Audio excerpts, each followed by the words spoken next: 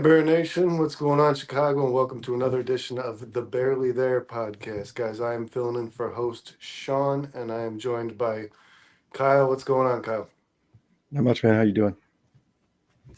Well, I'm all right, man. I am slightly troubled by some things that I've heard in the last 24 hours regarding Caleb Williams. So you tell me, Kyle, what do you think? David Kaplan reported that Caleb's not working as hard as he should. What do you take from that, considering Randy Trivers and guys like Cliff Kingsbury, and then Caleb's teammates themselves have had nothing but good things to say about Caleb, and even his players on the Bears have said how hard he works. Yeah, I mean, no disrespect to David Kaplan. I know we've had him on CSP podcast before. He's a very nice guy, but David And a Kaplan's great reporter. he is, but he's been Very wrong in credible. the past. He's been wrong in the past, just like every other reporter who reports on sports. It's all hearsay. None of this stuff is official. It's all stuff that he quote unquote has heard from the Chicago Bears from Hallis Hall. But I mean, Vernon, wouldn't you kind of question it, considering that everybody else who's ever said anything about Caleb Williams' work ethic has always said nothing but good things? I mean, it's kind of weird to me. It's just strange that David Kaplan's the only guy to come out and say that he questions Caleb Williams' work ethic. Like, well, I mean, if you're not hearing that from the coaches, you're not hearing that from the GM, you're not hearing from his teammates, I don't see how there could be any validity to that at all. First of all, and second of all, if there is any questions about his work ethic, I would say that falls on the coaching staff, right? I mean, we heard about this with Nate Davis. The guy never showed up to training camp. He never participated in practice, and the coaching staff just let him kind of get away with it. So at some point, the coaching staff needs to hold these guys accountable. But as far as I'm concerned, Vernon, until I hear more sources come out and say something along these lines, I really don't believe it. No disrespect to David Kaplan at all. Yeah, and then Sylvie from Carmen and Sylvie, from Carmen and Yurko did follow up with kind of relating what you just said directly to the possibility of Caleb's not having very good work ethic. Were all the players who were coming out saying we need to be coached harder, we need to be held more accountable, was that directed at rookie quarterback Caleb Williams? I think it was directed at the whole team. I mean, obviously, I think there's numerous guys you can point out on this Bears roster who have not met their potential, right? I mean, we all expected Tyreek Stevenson to be a better player. Not only has he not met his potential as a player, but he started to do things last season like get penalties, or obviously the Hail Mary debacle at the end of the Washington game. We've talked about Nate Davis already and how the guy just refuses to participate in practice. We've heard a few things here and there about how these guys aren't being coached correctly. They're not being coached up, and they're getting away with making mistakes in practice, and they're not even being addressed. I think eventually, if you're on a team long enough and the coach or your boss, your direct boss, is not holding you accountable, then you kind of start to look at everything as kind of a joke. And I'm pretty sure that's where this team got with Matt Eberflus. Yeah, I can agree with that. I mean, I don't know. Okay, we're not in the building, Kyle, and David Kaplan did say that his source that he cited, I believe, was people in the building he knows. But like I said, guys, we've heard from multiple sources pretty much throughout Caleb's entire career. I mean, you can find somebody from any point of his career and they'll vouch for his work ethic, saying that he is that first guy on, last guy off, hitting the books when he's not on the actual field. So that's all I've heard from all sources available until David Kaplan said what he said. I don't know. Maybe we'll find out more over the course of the offseason. Maybe ryanpoles will say something in regards to his work ethic, because these things do come out, guys. Remember, Kyler Murray had an issue with playing too much Call of Duty instead of reading or watching film or something like that. We read about that in Well, the news. and on top of all that, Vernon, I mean, if Caleb Williams is only given, let's say, 80% effort, and this guy's throwing for 3,500 yards, 20 touchdowns, and 6 picks, I can't imagine what it's going to be like if he's putting 100% effort in. I mean, he had a great season for the Chicago Bears, and if they get a coach in here that can really maximize potential and pull the best out of him, he's going to be a really good quarterback for a long time. Real quick, I just want to say we got Sean Lugo joining us, Breaking News Bruce joining us, Plank joining us. We appreciate you guys. Hope you're feeling better, Sean. Yeah, Sean, I hope everything's doing good. Obviously, I don't know if you guys know or not, but Sean had back surgery this morning. He had a little problem with his sciatic nerve, so he's healing up. He'll be back here next week, but we appreciate him joining in the show today. And Sean actually sent me some information earlier he wanted me to talk about on this show, so we'll get into that a little bit later. But thanks for joining us, guys. We appreciate you guys, as always. Kyle, so the possibility that Caleb Williams was given a little bit of leeway by this coaching staff due to the fact that I mean, he's a rookie who was sacked nearly 70 times. I mean, this guy probably had a little bit longer of a recovery process than the majority of the players on this team. Well, I mean, Physically. and Brent, on top of that, which coaching staff? I mean, I don't. At this point, do we even know who Caleb Williams was answering to most often this season? I mean, first they talked about first they fired Matt Eberflus, and when they fired Matt Eberflus, you heard whispers that Caleb Williams had almost no contact at all with Thomas Brown, who was supposed to be the passing game coordinator. How can the quarterback not have contact with the passing game coordinator? And then you had Shane Waldron, who was giving him orders or directions. And then they changed it to Thomas Brown. And then Thomas Brown became the head coach, and they implemented a new offensive coordinator. I mean, if you really can't blame Caleb Williams for being confused on what exactly they expect from him, what his expectations are as a quarterback of the Chicago Bears, I bet you he was told 50 different things in his 17-game season. I also believe, Kyle, that as public as this team was this year, because I was glad to hear the players saying the things they said, but it's not things we should necessarily be hearing in the public. I mean, there was a lot of chatter this year from that locker room, and it all became pretty public, and that's not a great thing either. You want to see a coach that kind of really just cuts that out. But um, nobody said anything about Caleb Williams. None of these teammates felt the need to come out and say anything regarding Caleb Williams' work ethic. He's not putting in enough, and maybe this team could do better. We might win more games if Caleb was, given 100%. Nope, you didn't hear a word from any of his teammates, even the guys who might talk, like the guys with attitude issues like Tyree Stevenson. So I don't Well, know. It's all at speculation. one point during the season, there was whispers that basically some of the veterans had walked into Ryan Poles' office and said that they prefer that Tyson Bagent be the starter over Caleb Williams, but there was no merit to that. I mean, the Bears organization, Ryan Poles, Kevin Warren quickly came out and said all of this stuff is just hearsay. None of this is true. Now, Well, maybe was some of it true? I don't know. I have no and idea. But I think that was all started by Travis Bagent, who was his father, yeah, I mean, I can tell you this. I Tyson's can't, father.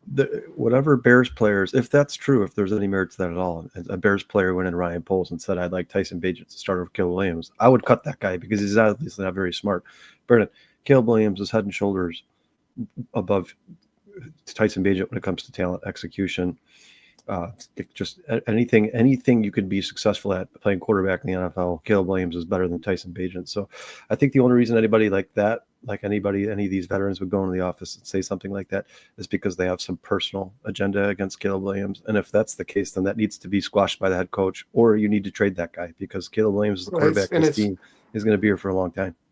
it's hard to believe that was said because when this team was 4-2, nobody was going in anybody's office saying anything, and then following that, any player on this roster can't walk into any office and say this guy should do that or that guy should, because every player is just as accountable and responsible for the losing as Caleb Williams is.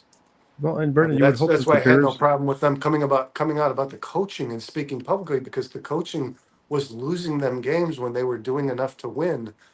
But no player could say that any other player was doing more to lose games than themselves. Not a single player on this Well, roster, on top of besides that, maybe Jalen Johnson, did their job top to bottom, start to finish. I mean, how much accountability did Matt Eberflus have for these players in this team if the players are just jumping over Matt Eberflus and walking into Ryan Poles and saying, hey, make this roster change? First of all, the players should never, ever be involved in roster changes. They should never have any input on that whatsoever at all. That should be solely up to the head coach. Second of all, you think if they were that upset with a guy like Caleb Williams, that the first thing they would do would be go to Matt Eberflus. But obviously nobody had any respect for that guy. If these rumors are true and they really did walk into Ryan Poles' office and say, we want Tyson Bagent to be the starter here, well, then obviously Which Matt is Eberflus dumb. had no accountability for this team whatsoever at all, and they knew that having a conversation with him wouldn't do them any good, which is also sad. I mean, that says a lot about Matt Eberflus. What's up, Tim? Joe Dicka, nice to see you in here, man. Phil, always a pleasure, man. What's Please up, feel free Tim? to comment during the show. Appreciate you joining us. You guys, please hit that like and subscribe button. Please tell your friends about us if you guys enjoy watching us. We appreciate all of you. Thank you very much. Brandon?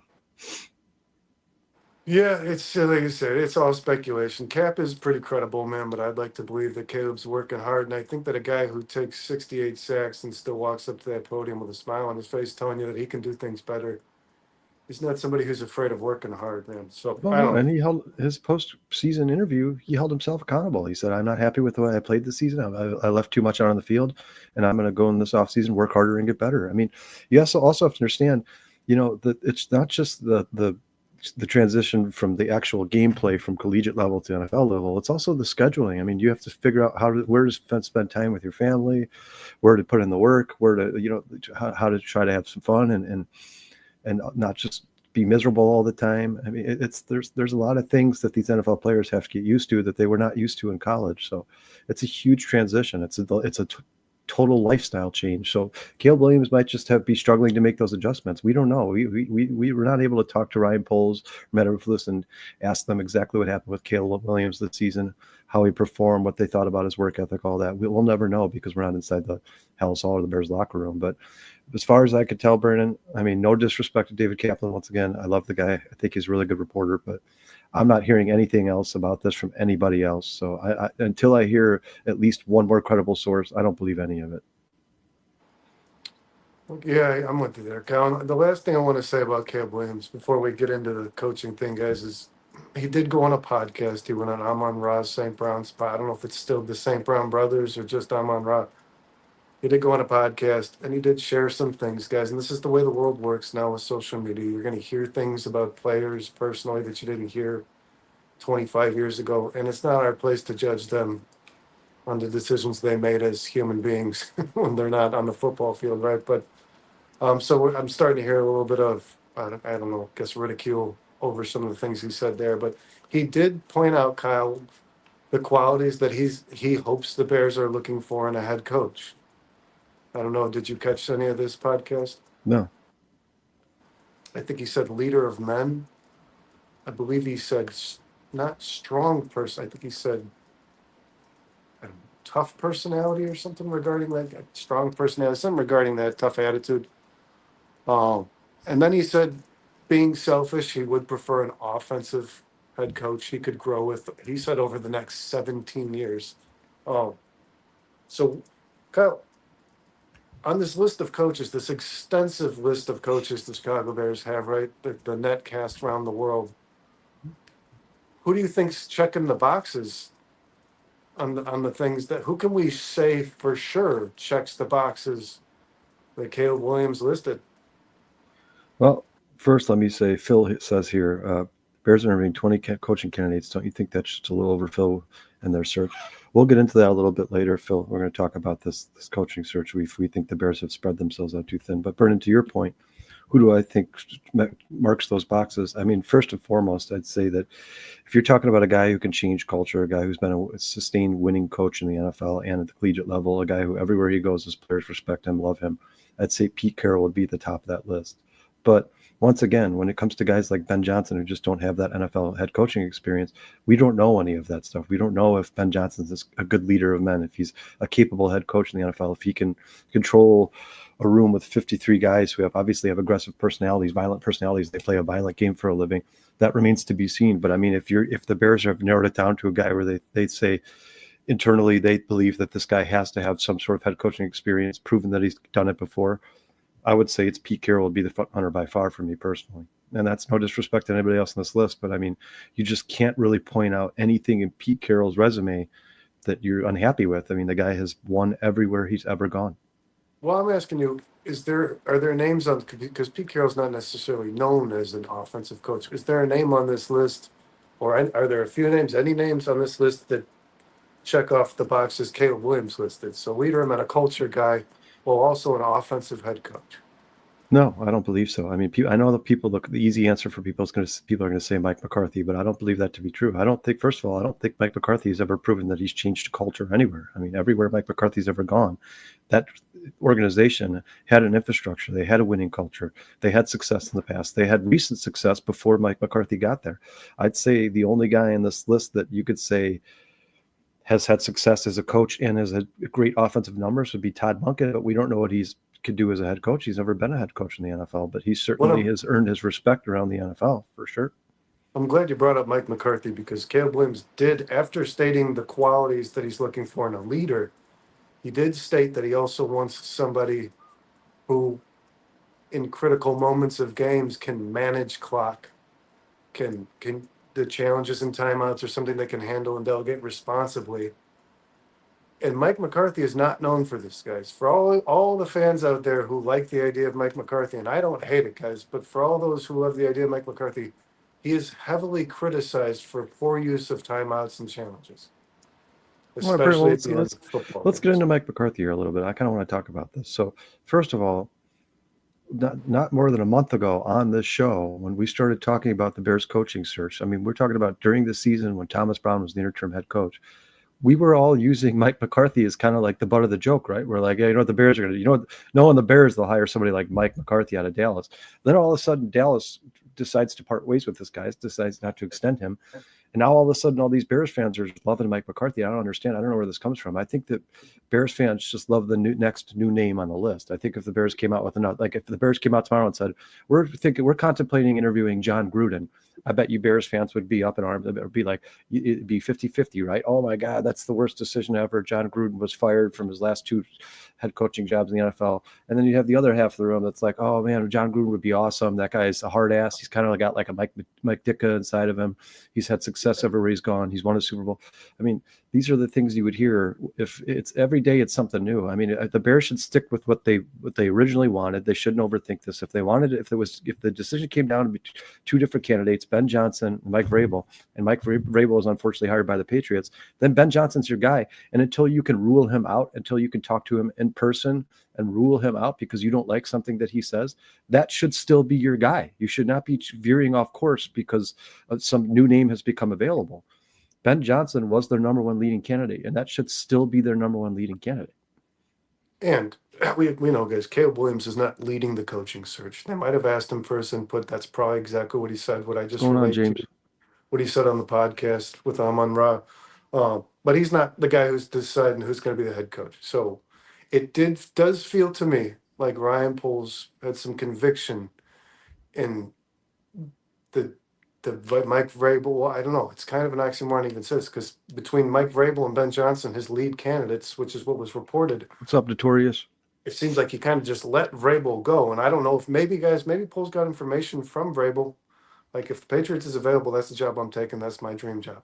So don't you agree that that's maybe probably... Vrabel was just honest with Ryan Poles, so he didn't go crazy in his pursuit. Yeah, but he has stuck with Ben Johnson. Don't you think that's probably where Mike Vrabel's heart was? I mean, think about it. If it was you personally, I would imagine think that the place he played for 10 years? I can't tell you that. I think this: if Mike Vrabel knew that he wanted to be the Patriots head coach, I would imagine the other teams that he was interviewing with, he would have informed them, I don't want to waste your time. I'm more interested in if the Patriots job is made available to me, that's the job I'd like. I am exercising my options here. You know what I mean? But don't you think it's a true concern that Mike McCarthy has never had to change the culture of a football team? I mean, I'm going to get into some numbers real quick with you. You tell me what you think. When Mike McCarthy was the coach of the Green Bay Packers, which was 2006 to 2018, he had a record of 125-77, not including the playoffs. His playoff record was 10-8. He had a regular season winning percentage of .618, which is nothing. That's nothing to be ashamed of. That's a good record. I'm not saying Mike McCarthy didn't do a good job there. But, Brennan, prior to Mike McCarthy getting there, the coach of the Green Bay Packers was Mike Sherman. He was there from 2000 to 2005. He was 57-39 with a .594 winning percentage in the regular season. So he had almost the exact same winning percentage as Mike McCarthy. That's not like that team was like desperate to find a coach to change the culture and turn their organization around. That team was already a winning team before he got there. And Brennan, here's news for everybody who loves Mike McCarthy. Since he's left the Green Bay Packers, and so has Aaron Rodgers, they now have a worse quarterback in place, Jordan Love, than Aaron Rodgers. And I'm not disrespecting Jordan Love. I think he's a good quarterback, but he's certainly not Aaron Rodgers, right? I think we can all agree on that. Since he has left, Mike McCarthy, Matt LaFleur's record with the Green Bay Packers from 2019 to 2024 is 67-33 for a .670 win percentage. That's better than Mike McCarthy ever was in Green Bay. And he had Aaron Rodgers and Devontae Adams. He had 2 of the best players in the NFL for the span of the prime of their career for almost 10 years. And the guy won 1 Super Bowl. And then he goes to Dallas. And I don't know if you go back and watch his introduction interview for the Dallas Cowboys when they announced he was going to be their next head coach. He said, this team has been good. They've been an organization that sustained success. I am being brought here to elevate their playoff play. I'm here to bring them Super Bowls. Well, I don't know if anybody's been watching for the last 5 years, but since Mike McCarthy got to the Dallas Cowboys from 2020 to 2024, they were 49-35 for a win percentage of 583, so just above 500, and they were 1-3 in the playoffs. And the one time that the Cowboys entered the playoffs as the 1 seed, they got their asses whipped by Green Bay in the division round, and then they got their asses whipped by Green Bay again last year. And once again, Green Bay was a team that kind of snuck into the playoffs, and they go into Dallas at home in Dallas's house and beat the crap out of them. I mean, is this the guy you want to be the next coach of the Chicago Bears? If he couldn't do it with an organization like the Cowboys and the Packers, who have sustained success, infrastructure, winning culture, how is he going to come here to Chicago Bears, pair up with George McCaskey, and start winning Super Bowls? I just don't think it's a realistic. I think people are just, like I said, people just like the next new name on the list. That's what they want. But Kyle, do you feel like somebody new comes up and everybody loves them? Do you feel like it's because you're sitting here telling me this guy can't get over the hump that he promised Dallas? He can't go to the Super Bowl. He only won one. He's 11 out of 16 seasons he's been to the playoffs as a head coach. I mean, are we maybe setting our standard a little higher than we should? Is just getting the Bears to the playoffs not a big deal for a head coach?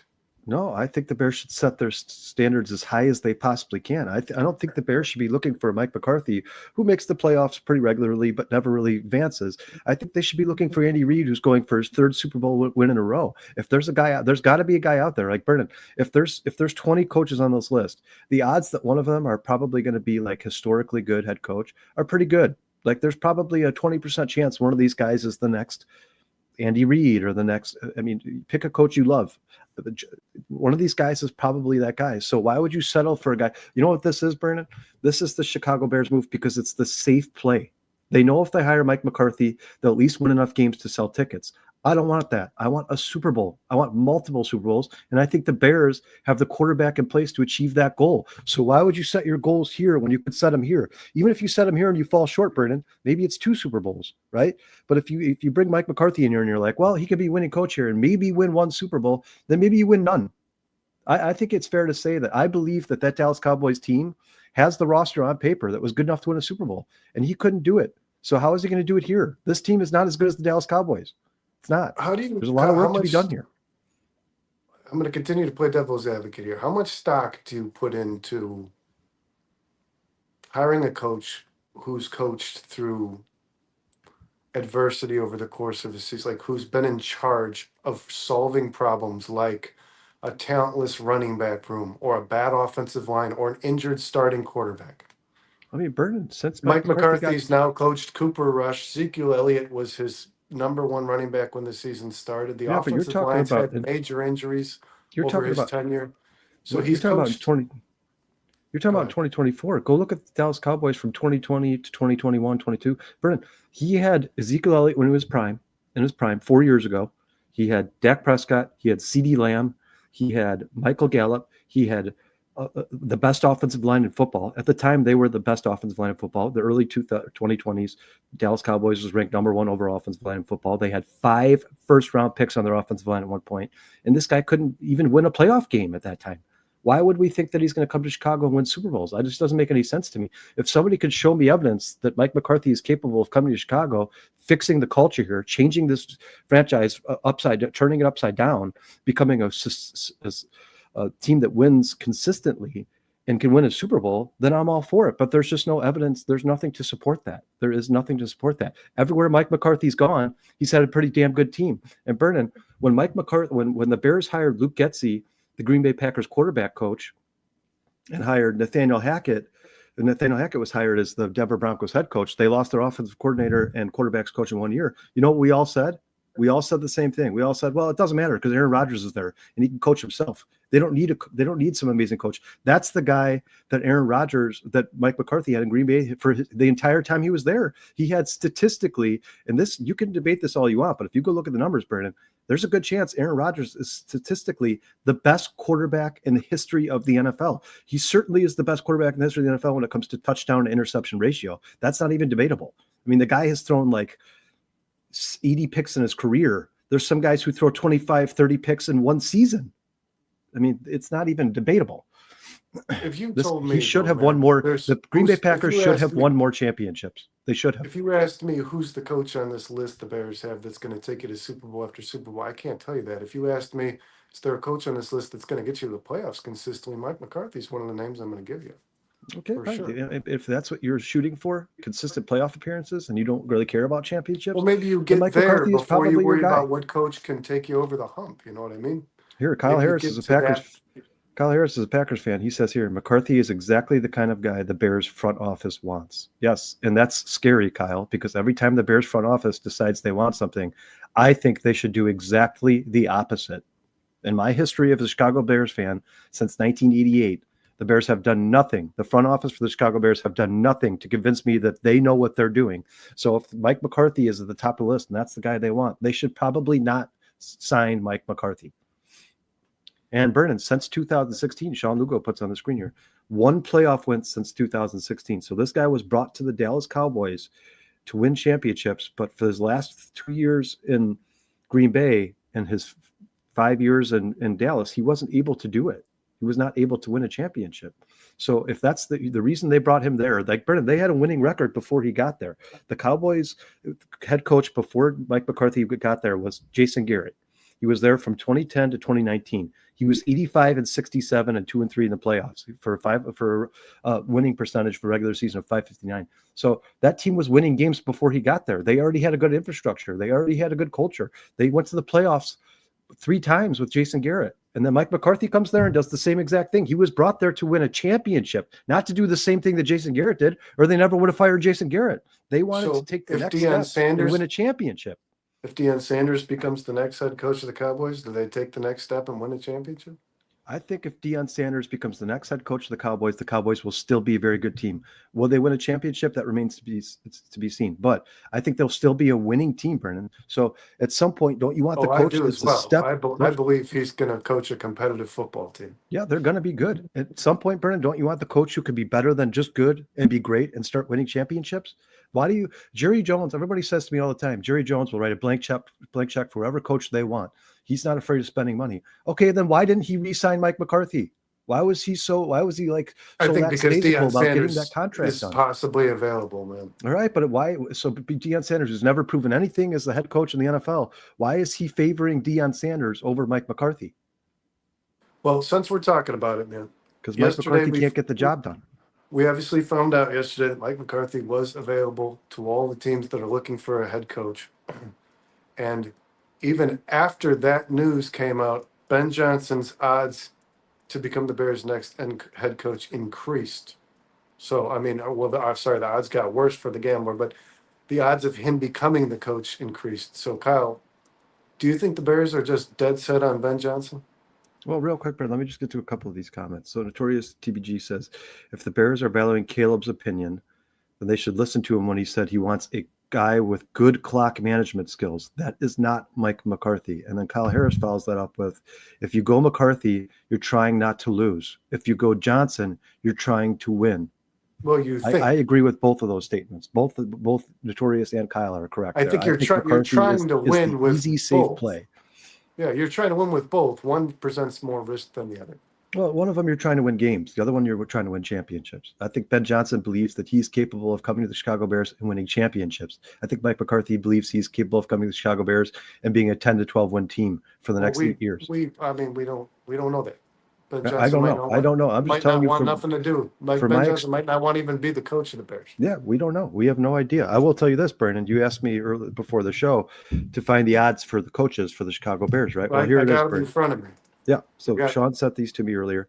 They got Ben Johnson leading at minus 250, Mike McCarthy at plus 250, Cliff Kingsbury at plus 700, tied with Pete Carroll plus 700. Then Joe Brady and Brian Flores tied at plus 900. And then you got Aaron Glenn at 1,000, Todd Monken at 1,200, Matt Campbell at 1,400, Kafka at 1,400, Marcus Freeman at 1,600. And Brennan, we'll get into that a little bit. But I think the reason Marcus Freeman, the odds are so low is just because I don't think Marcus Freeman's willing to leave Notre Dame. But I think if Marcus Freeman was willing to leave Notre Dame, his odds would be a lot higher. Yeah. And then you got True Pedzig coming in and last at the odds of plus 2,000. So right now, Ben Johnson is the far and away favorite to take this head coaching job. And Brennan, as recently as January 7th, so what, a week ago, They had Ben Johnson at plus 400. So his odds have gone up drastically. And that's with after all the stuff about Ben Johnson loves Oakland, or I mean Vegas. He loves the idea of coaching in Vegas. He loves Tom Brady. Even after all this stuff came out, they still increased Ben Johnson's odds to be the head coach of the Chicago Bears. I mean, Yeah, Kyle, to me, Ben Johnson is still the front runner. what scares the crap out of me on the list we just that you just read is Kingsbury is plus 700 now in third place. And like I said to you guys on the House Hall Hangover, this feels like the bearsiest thing in the world. You interview this guy for an offensive coordinator position. You don't like him well enough to hire him, even though he had as far as I'm concerned, he had a foot in front of everyone else in the race because he was coaching Caleb Williams in college the year before. What's up, Tiana? Thanks for And joining you the do, show. thanks, Tiana. Bear down. you don't. So you don't hire this guy for offensive coordinator. He's not good enough for that. But now he's third in odds on your head coaching list. Yeah, What Bernard, the hell is that, Kyle? I didn't really think much. Is this not the most George McCaskey thing we could? I mean, like, why is this guy's name even being humored on your list? I didn't really think much into Cliff Kingsbury, but when you said that on Monday's show, like this guy, the Bears decided he wasn't good enough to be an OC, and now they want to make him the head coach. I agree with you 100%, man. I mean, that's asinine. There's no way, and they cannot hire Cliff Kingsbury. They absolutely cannot do that. That would just make the Bears look even dumber than they already look to the rest of the world. And I don't know if you've noticed or not, Brendan, but if you watch these national sports shows, the Bears are getting absolutely destroyed for putting 20 coaches in their coaching search. Real quick, guys, Brendan and I discussed this before the show. I just want to go over the coaching search updates with you guys when it comes to all the vacancies. So the Las Vegas Raiders have 6 coaches either interviewed or scheduled to be interviewed. The New York Jets, 16. The New England Patriots had 5 before they hired Mike Vrabel. The Jacksonville Jaguars have 11. The New Orleans Saints have 8. And the Chicago Bears have 18. I know a lot of people said 20, but there's 2 guys that the Bears requested. Vrabel was hired. Yeah, 19 before Ray was, and then there was a guy that the Bears requested who they were not given permission to talk to. I don't know who it was. I'd have to look back at it, but right now the Bears have 18. So they only have 2 more than the New York Jets, Brennan. This is what I'll say about the people keep asking, don't you guys think that 20 is too much? This is what I'll say in response to that. If the Bears had to make this decision by the end of next week, 20 is way too much. It's way too much. But if the Bears really just think that Ben Johnson is at the top of their list and they have to at least talk to him in person and be able to rule him out before they make a coaching decision, why not?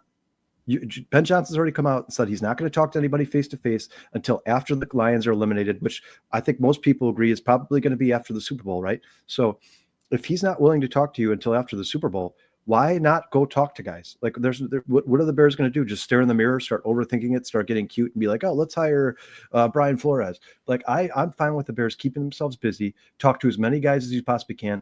Ask the coaches that are coming in here and interviewing, hey, what do you need from us? What do you need from us to be a happy coach in Chicago?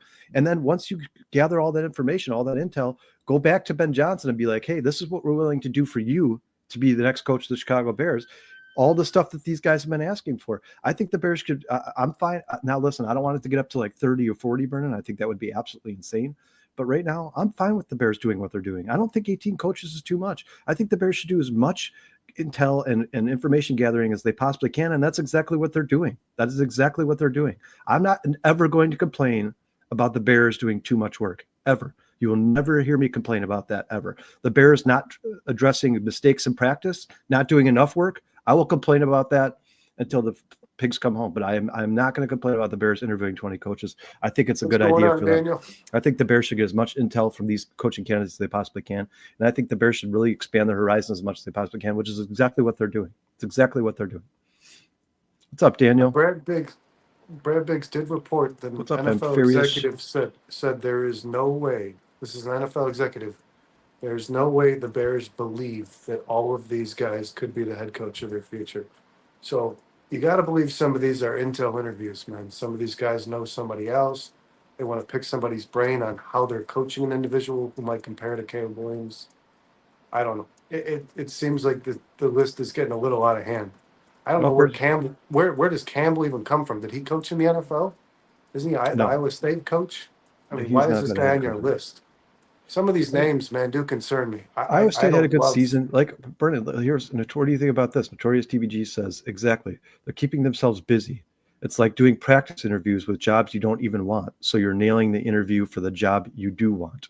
So do you think there's any merit behind that? That maybe the Bears are like, all right, well, let's perfect our interviewing skills so that when it comes to Ben Johnson, we can nail this thing. We could be as well informed as we possibly can on the interview process, on what these coaches are asking us for, what we're asking the coach for. We can compare and contrast everybody's plans, what they're going to plans to do with Caleb Williams, and how they're going to help him reach his potential, maximize his potential, reach his ceiling.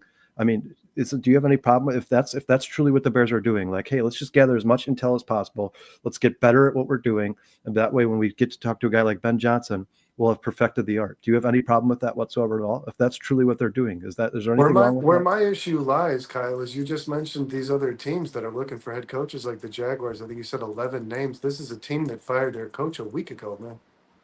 I mean, the Bears have had 5 weeks prior to season's end to start to cut this list down, and it's growing. That concerns me because were these names not on your list? Did you not have interest in guys that are just popping up out of the blue? Are these just? And then did you schedule this sticks whatever?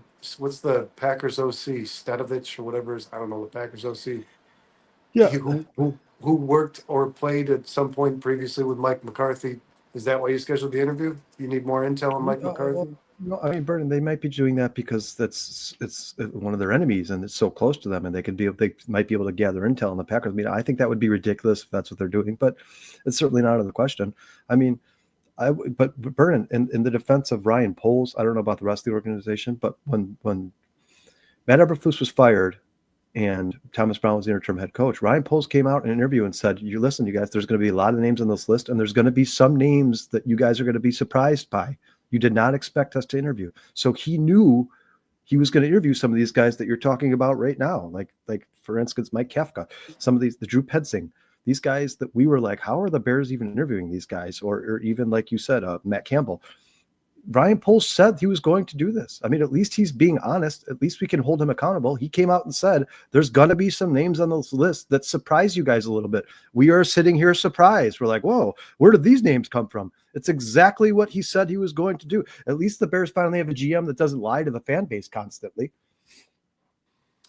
Yeah, I mean, they've certainly surprised us, Kyle. Some good, some bad, but I mean, time will tell how serious they are about these candidates. You'll start to see second interviews scheduled with the guys they actually like. I'm sure you're going to see some of the names shed off this list fairly soon here.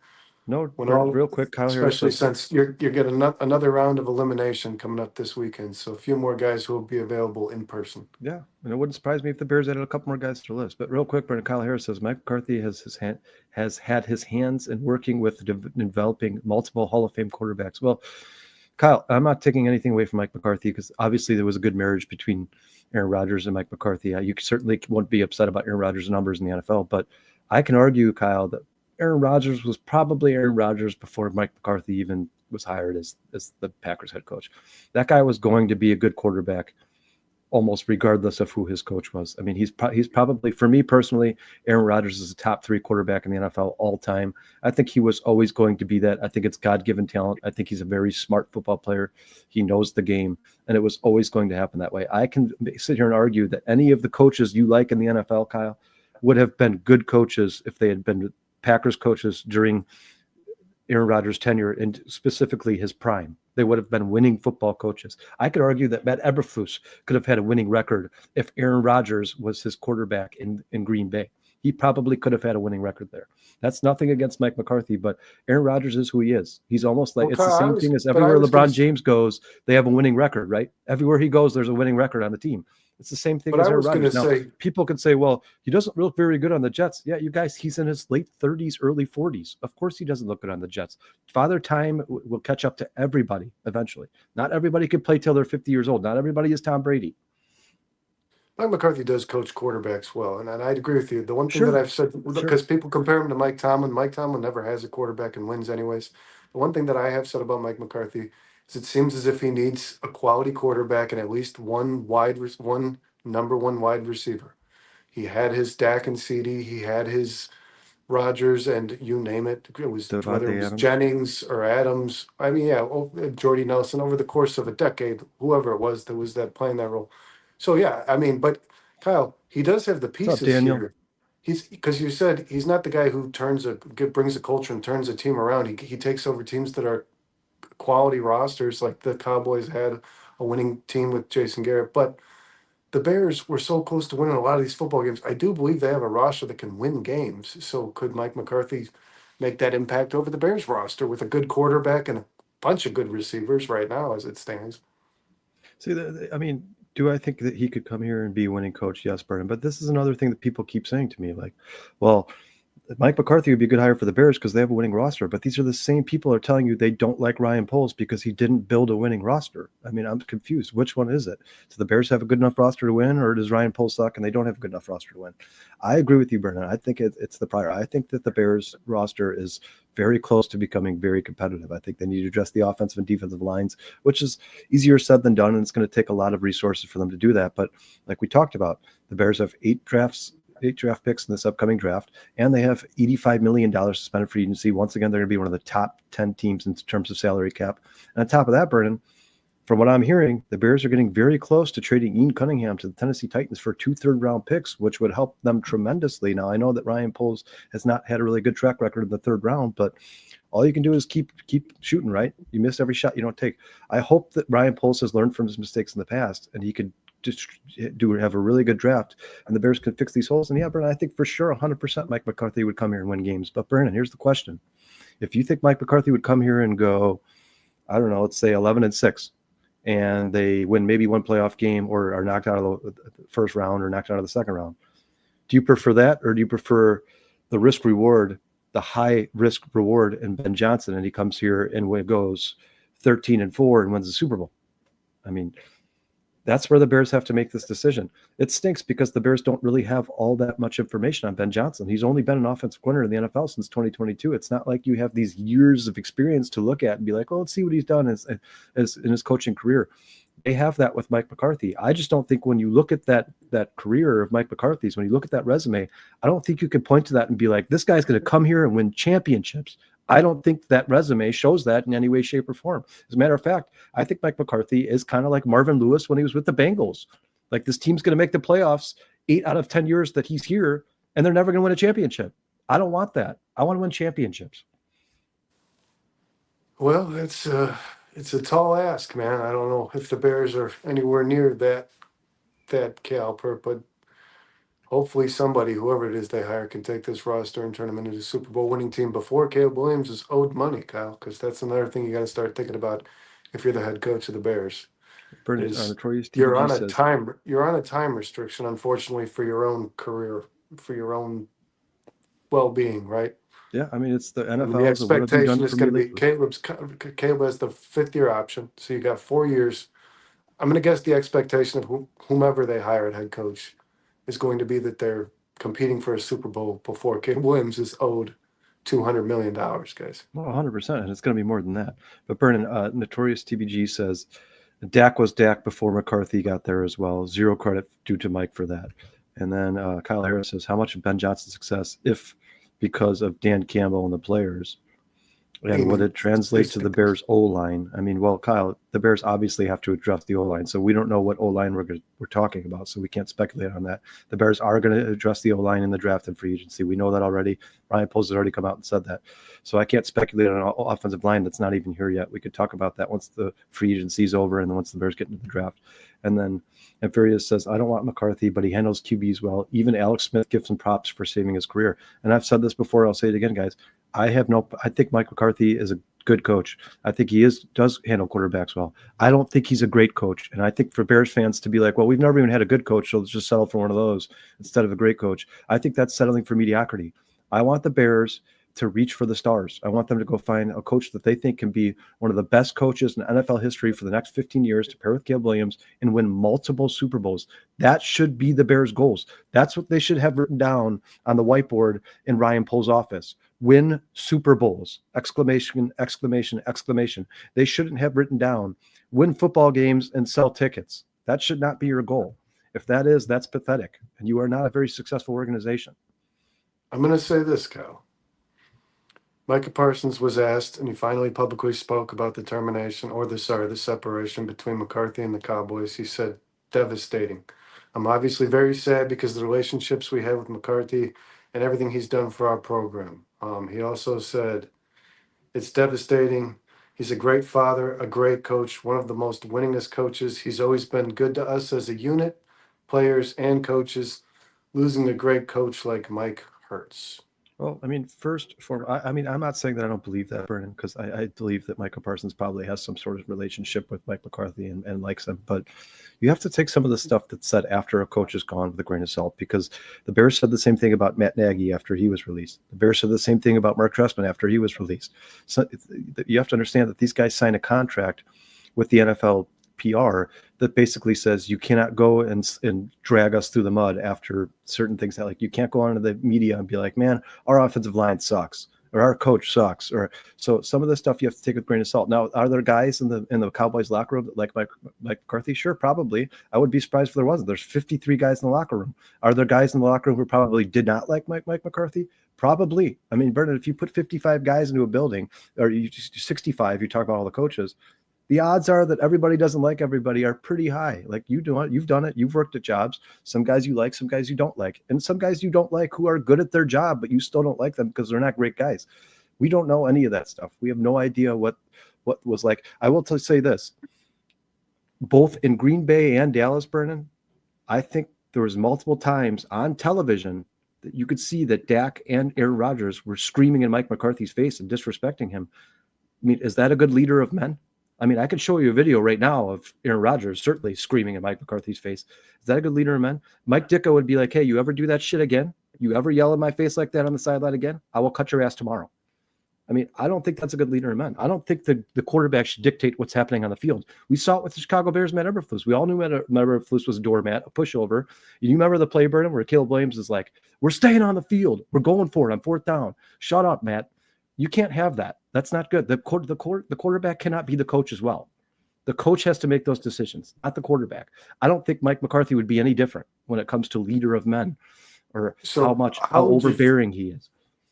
So then I got to ask you, how would you feel if the Bears hire Mike McCarthy as head Brennan, hold coach? on one second, Brennan. Have you ever seen Super Cat in the chat before? I haven't. Thanks for joining us, Super Cat. Super Cat, yeah, thanks for it. It looks like we have a new joiner here. We appreciate you joining us. We appreciate Hit the like and subscribe, man. Yeah. Super Cat here says, I think this is their rankings. Carol. I think this is Carol Kingsbury McCarthy. It's probably their rankings. I like Pete Carroll a lot. Cliff Kingsbury, that I have a lot of questions about. Mike McCarthy is a guy I do not want to be the next Bears head coach. Yeah, I don't love Kingsbury. Obviously, Super Cat, I got to say, I think he's an OC at best. Yeah, obviously, guys, all this is just opinion. Like, all of us are going to be wrong, and all of us are going to be right in some way, shape, or form. I don't like Mike McCarthy to be the next head coach of the Chicago Bears, but I understand why people do. I get it, especially for an organization that has been so used to losing and not making the playoffs. I get how people can look at Mike McCarthy's resume and go, man, this guy makes the playoffs all the time. I really want him to be the Bears head coach. I strive for Super Bowls. That's why I watch the game, guys. I watch because I want the Bears to play in a Super Bowl. And I don't think Mike McCarthy is capable of doing that. Brennan Plank says, with the list of talented coaches that are available, McCarthy would be settling. Do you agree with that, Brennan? I don't know. I think it depends upon what you're looking for, man. I mean, what are the Bears looking for? What does Ryan Poles think? This is no matter what, all beyond all other factors. This coach, my coach, has to have this.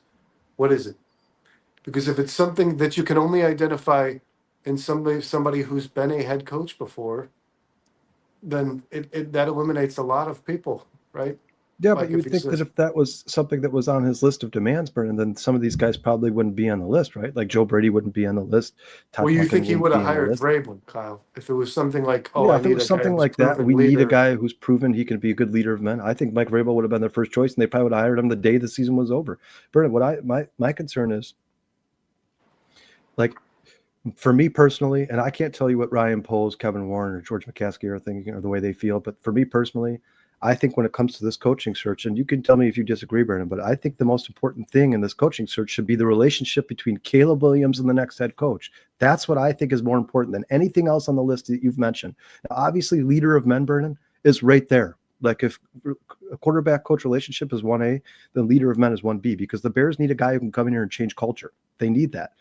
I don't know if Ben Johnson's that guy. We have no idea. That's the problem. I wish I could be in the interview room with Ryan Poles when he interviews him. but I can't. So the only thing I can say is, if you're reaching for the stars, if you're trying to get the highest ceiling you could possibly get, for me personally, that's Ben Johnson. Because if you look at what he's done in Detroit, I mean, that team didn't have much room to improve when he was the offense coordinator in 2022. They were the 4th ranked offense in the NFL, and still they improved to the 3rd best, 2nd best. Now they're number 1 offense in the NFL. I mean, all that guy's done since he's gotten there is gotten better and better and better and better. How could you look at that resume and be like, yeah, but he's never had head coaching experience, I don't really want this guy? I think the Bears should give this guy a shot, and I hope he turns into the next Kevin O'Connell, Matt LaFleur, Sean McVay, Kyle Shanahan. I think it's a real strong possibility. Real quick, Brennan, Turk Ferguson just joined the show. He says, I want to know who will bring the best coaching staff with them. So is there anything you want to say about it? Brennan, who do you believe would bring the best coaching staff with them if they were hired by the Bears tomorrow? Well, I think this is where casting a wide net is important, because if you're interviewing all these candidates and they're all giving you, let's say out of the 6 or 18 candidates on your list, let's say 12 of them give you a name that they would hire as their DC. I never thought about that, Brennan. That's a really good point. That's another really good point. Now you have somebody you know is probably worth hiring as a defensive coordinator, but you also can dictate one of the guys who gave you that name should probably be on your list of head coach, a candidate taken more seriously, right? Yeah, that's a great point. I mean, if you talk to enough of these guys and they say, these are the staff I would bring in here, and like you said, Brennan, you compare all of them and there's 4 or 5 guys matching up from between those lists. Like say 5 of the guys are like, I want the Rams quarterback coach to be off. Say 5. Well, then obviously the Bears should tell Ben Johnson, whoever they decide is the next head coach, hey, you do what you want. This is your team now. You hire, you want to be coaches. But we've heard a lot of good things about this Rams quarterback coach. I mean, I don't think there's any. I think that's a really good point. Or Kyle, or like I said, more importantly, you're hiring one of the coaches that said that guy's going to be. You know what I mean? Yeah. You're going to hire one of the guys who has that individual as their potential offensive coordinator, because you know that's a hire that a lot of people have respect for. So like I said, a lot of these interviews are intel interviews. You're getting information from people about other people in the league. Sometimes they don't even know they're giving it to you. And Furious here says, my top 3, Todd Monken, Ben Johnson, and Aaron Glenn. However, I think there are a few more that could also win with this roster. Bears should be able to get a good coach. Daniel follows that up with Pete Carroll. It's hard to get this wrong. Yeah. Daniel Jeffries follows that up with Pete Carroll would be a good coach. He knows how to build a team, and I think he would have a good relationship with Caleb if the Bears don't sign Ben Johnson. And then Notorious TBG says Sean McVay was the youngest head coach in history, 30 years old, with just 3 years of OC experience. Worked out for the Rams. Yeah, I agree with you. Obviously, Notorious is making an argument for Ben Johnson. I agree with you. I certainly don't believe that Ben Johnson should be eliminated from this list because he doesn't have a head coaching experience. If the Bears are afraid of that, if that's how how dangerously old-fashioned the Bears are thinking, well, this guy's never been a head coach, so we can't help him fix this culture. It's going to be all up to him, and he's never done that before, so we can't hire him. Then the Bears are a mess, a disaster, and this is never going to work out no matter who they hire. It doesn't matter. You have to help the coach change the culture of this organization.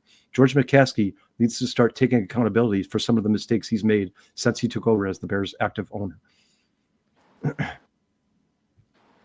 What else do you got for us?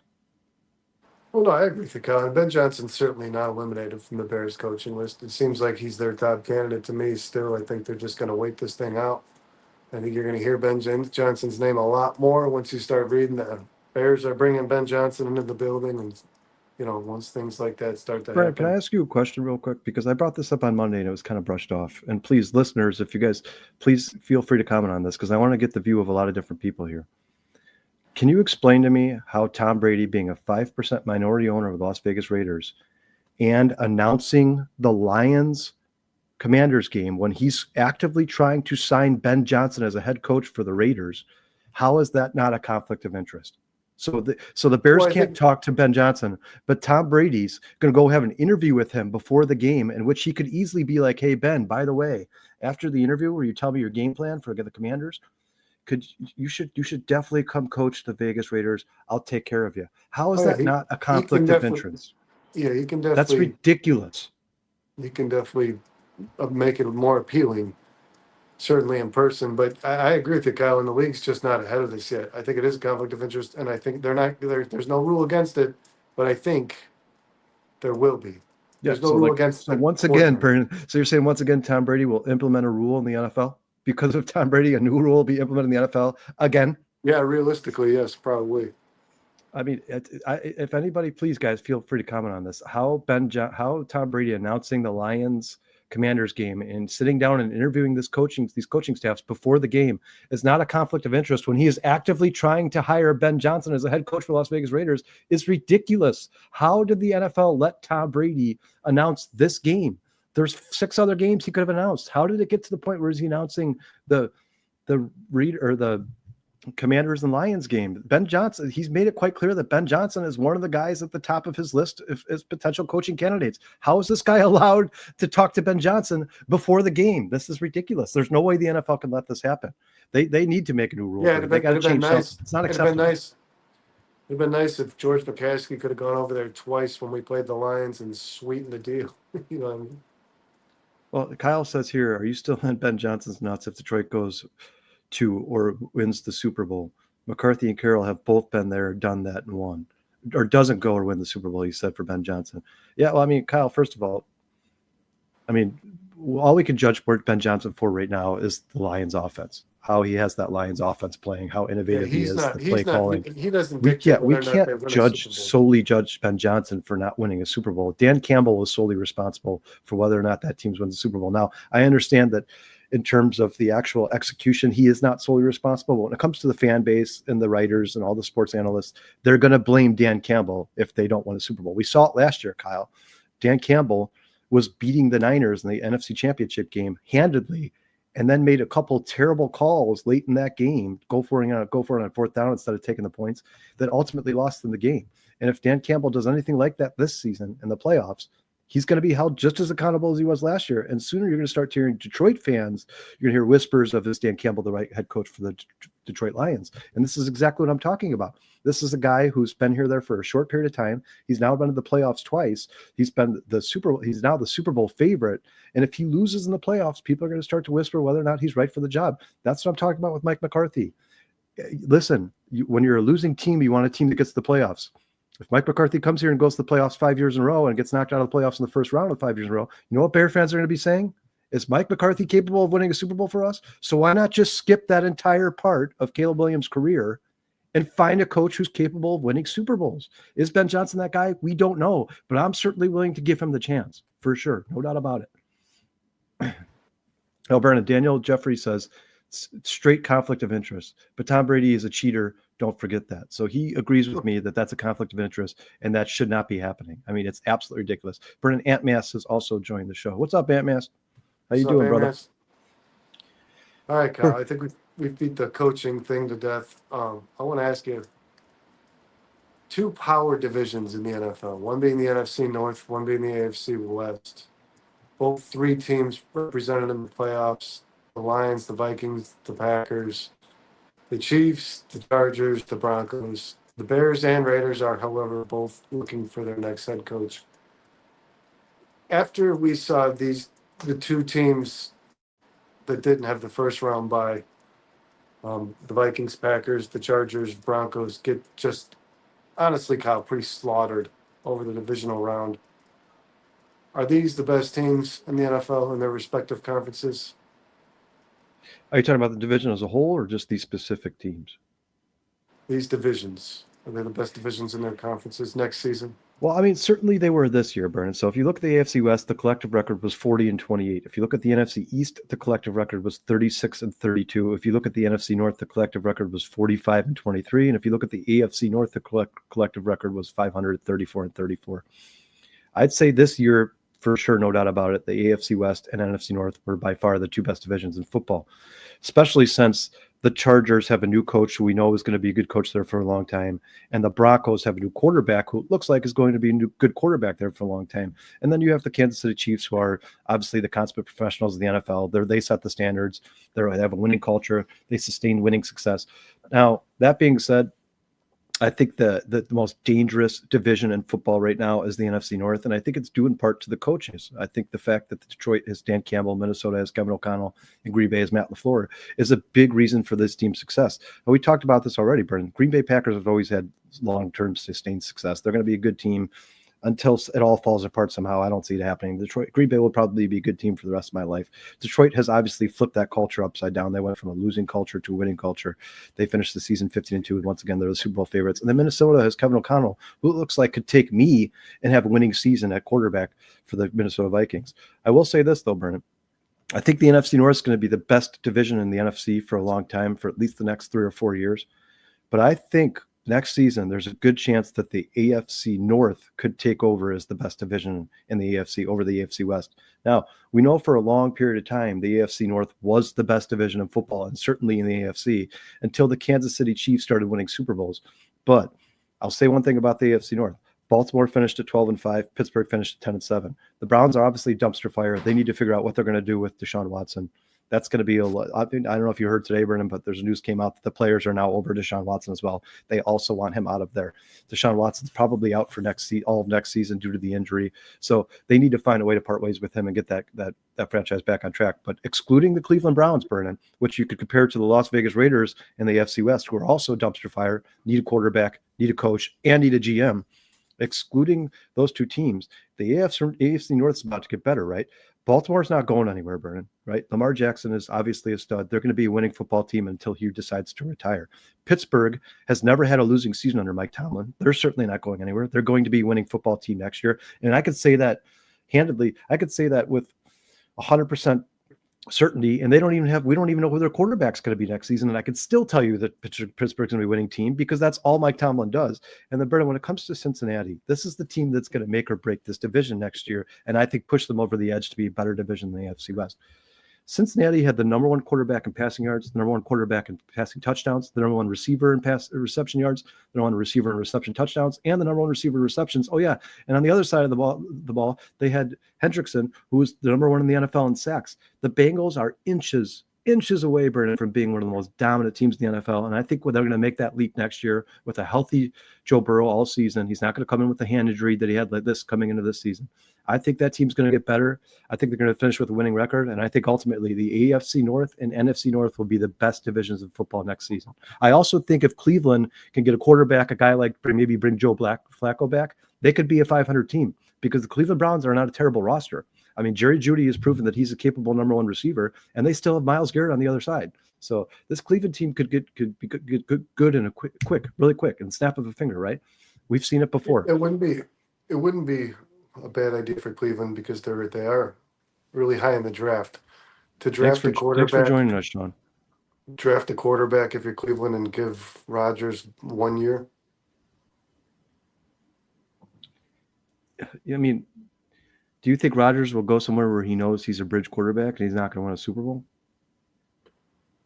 Do you think Rodgers believes he's good enough to win a Super Bowl with a team that Joe Flacco? I certainly believe Rodgers believes he's good enough. So I think Rodgers thinks he could move the building a little bit to the left if you asked him to. But do I think Rodgers is good enough to win a Super Bowl? Probably not, Brennan. I mean, I'd like to see him on a team with an offensive line that can keep him standing up straight, or he doesn't have to do a lot of moving around. I mean, the guy's in his 40s now.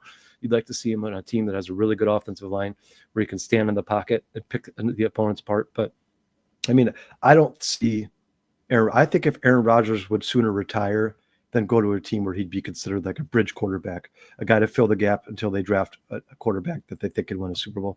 I don't think Aaron Rodgers, I don't think he's just not that guy, right? I mean, what's the word I'm looking for? Just his confidence. I mean, he's not the same. It won't let him do that. He won't let himself be that guy that's brought there just to buy time. He's not going to be that guy. He never has been, and he never will be. His ego won't allow him. His ego won't allow him to do that. He's just not the same guy either anymore, man. He's really not. I do agree with you, though. The AFC North could be a division in which 3 teams are back in the playoffs next season for sure. Joe Burrow is probably the best quarterback in football. Kyle, if we're talking about a pure pocket passer in the NFL, right?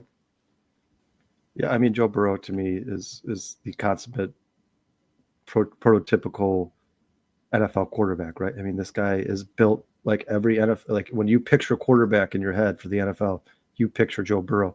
Not only that, man, but the fact, I mean, Jamar Chase Nobody was talking about Jamar Chase being the best receiver in fantasy football. Nobody was talking about Jamar Chase having the best numbers in the NFL, and the guy got the triple crown. I mean, it's obviously that guy is severely. Brennan, how bad did the Bengals mess up and not extending Jamar Chase before the season? How much more money did he just make himself? I mean, it's going to be he's going to get the next. astronomical. He's going to be the highest Oh, receiver in the not NFL. even. It's not going to be close. As he He's going to probably get. should be. He's going to be quarterback money, right? He's going to get quarterback. He's going to get more money than Geno Smith. He's going to get more money than I think he's going to get more money than Jordan Love. Well, it's funny, Kyle. This is how you always see this. This guy always gets paid more than the last guy, right? So we saw Amon Ra kind of set a record, and then after that, immediately following that, we saw Justin Jefferson get paid what he got paid. Immediately after that, CeeDee Lamb got his money, and now Jamar Chase is going to get his for sure. And like you said, after the season he just had, it's going to be a pretty hefty bag, guys. I'm thinking in the range of $200 million. I think that's a very strong possibility that it depends upon how many years, but yeah, it's gonna be a number that's, I mean, mind blowing, disappointing in our line of work. It's gonna be disappointing to DJ Moore. I can tell you that he's gonna look at that number and be like, "Oh God, I should not have signed that extension." Bernard, let's get to the chat real quick. Ant Mess says, "Sorry, I'm late. If McCarthy is the pick, then it was a George hire, not a Poles hire. It will show how little power the Bears GM actually has." And then you have Various saying, Ant Mass agreed, definitely George or Kevin Warren hire. And you have Daniel Jeffries who says, Rodgers is on a sabbatical for the rest of his life. He's done. I agree. I think if he does actually part ways with the Jets decide not to bring him back, I think Aaron Rodgers will retire and hang it up. I think that's probably where he would be happiest. I don't think he's going to be a bridge quarterback for any of these teams in the NFL. You don't think he'll give the Vikings 1 or 2 years? No, I don't. I think they like JJ McCarthy a lot in Minnesota, and I think he's going to be a quarterback. That was just a joke because he seems to emulate Favre's career. But Vernon, there is a guy I do agree with you that would be a good bridge quarterback for a team like Cleveland or for a team like Las Vegas, and that's Kirk Cousins. I think you are going to see Kirk Cousins on a team that is going to be around a 500 team and he can close the gap between what they have now and the quarterback they draft in the future. I think Kirk Cousins is 100% going to be one of those bridge quarterbacks in the NFL. Kyle Harris says, "Don't worry, guys. Bears front office will find a way to fuck it up and fuck up Caleb and the new head coach. Put in your parlay. Bears management anytime. Fuck up. Go Pack. Go." It's always nice Kyle, we appreciate your comments, man. We appreciate you the perspective of a Packers fan. Thanks for joining the show, man. And then Daniel Jeffrey says, "I hope the Bears don't trade DJ Moore." Yeah, Daniel, I've heard a little bit about this and media and social media. I don't think there's any merit to that at all. I don't think the Bears would have signed DJ Moore to a 4-year extension and now being going to be here for the next 5 years if they didn't like the guy. I think they love DJ Moore. I think most of the stuff you heard about DJ Moore during the season about moping or not being a team player, I think that stuff was just kind of made up by the media. I think he's just a very quiet, reserved guy. He's not very excitable. He's not very energetic. He's not animated. That's just kind of who he is. That's his personality. And I think DJ Moore is going to be here for the next 5 years, whether Bears fans like it or not. Bernard, what else do you got for us, man? That was really it, man. You want to talk about some of these playoff games? Now that all of the matchups have been decided? Yeah, we can dive into it a little bit. I mean, Baron, first of all, give me your take from that Vikings-Rams game, because I know you and I both had the Vikings to win that game, but man, that was an ass whooping. Well, that's why I brought up these two divisions, Kyle, asking will they be the best in the NFL next season? Because like you have the Commanders and Eagles in the playoffs. I think Deion Sanders could make the Dallas Cowboys a playoff team. People are going to call me crazy for that, guys, but remember I said it. I don't know about the Giants. They're far away from achieving anything, but the Packers and Vikings, Kyle, look like a team that are very much on the teeter of falling apart. And here's the thing that concerns me the most for the Vikings record next year is, does O'Connell want to just move on to the future of his franchise? Does he want to pay Darnold 100 after what we saw the last couple of weeks of the season and into the playoffs? Do you want to pay this guy $150 million? Or do you want to just throw JJ McCarthy in and does O'Connell believe I did this with Darnold, I can do this with McCarthy? You know what I mean? Is this the Kyle Shanahan effect? Thanks, Daniel. Where you take a quarterback like Brock Purdy, Mr. Irrelevant, you have McCarthy, who was drafted, 11th or something overall? I mean, do or do you franchise tag Darnold, keep him for a year? I mean, what do you do, Kyle? If you're this Vikings team, does it got to get worse next year? I don't think Sam Darnold's eligible for a franchise tag. I think due to the contract he signed, especially since he's a veteran. Once most guys sign their second contract, Brennan, after their rookie contract, they are no longer eligible for franchise tag. Some guys are. It's all that fine print is in the contract. I don't know. I'd have to look it up. But I mean, Brennan, like you said, they they made JJ McCarthy top 15 pick in the NFL draft last year. That's the guy you got to go with, right? I mean, you can't draft a guy and then be like, you know what, we like you, but we don't like you enough to start for our franchise after a year of sitting on the bench and learning from Sam Darnold. We don't think you're ready yet.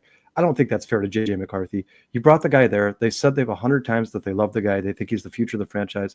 Well, then what better time than now, right, Brennan? I mean, the days of sitting quarterbacks on the bench for multiple years, that's gone. Those days are done and gone. You're not going to see that anymore.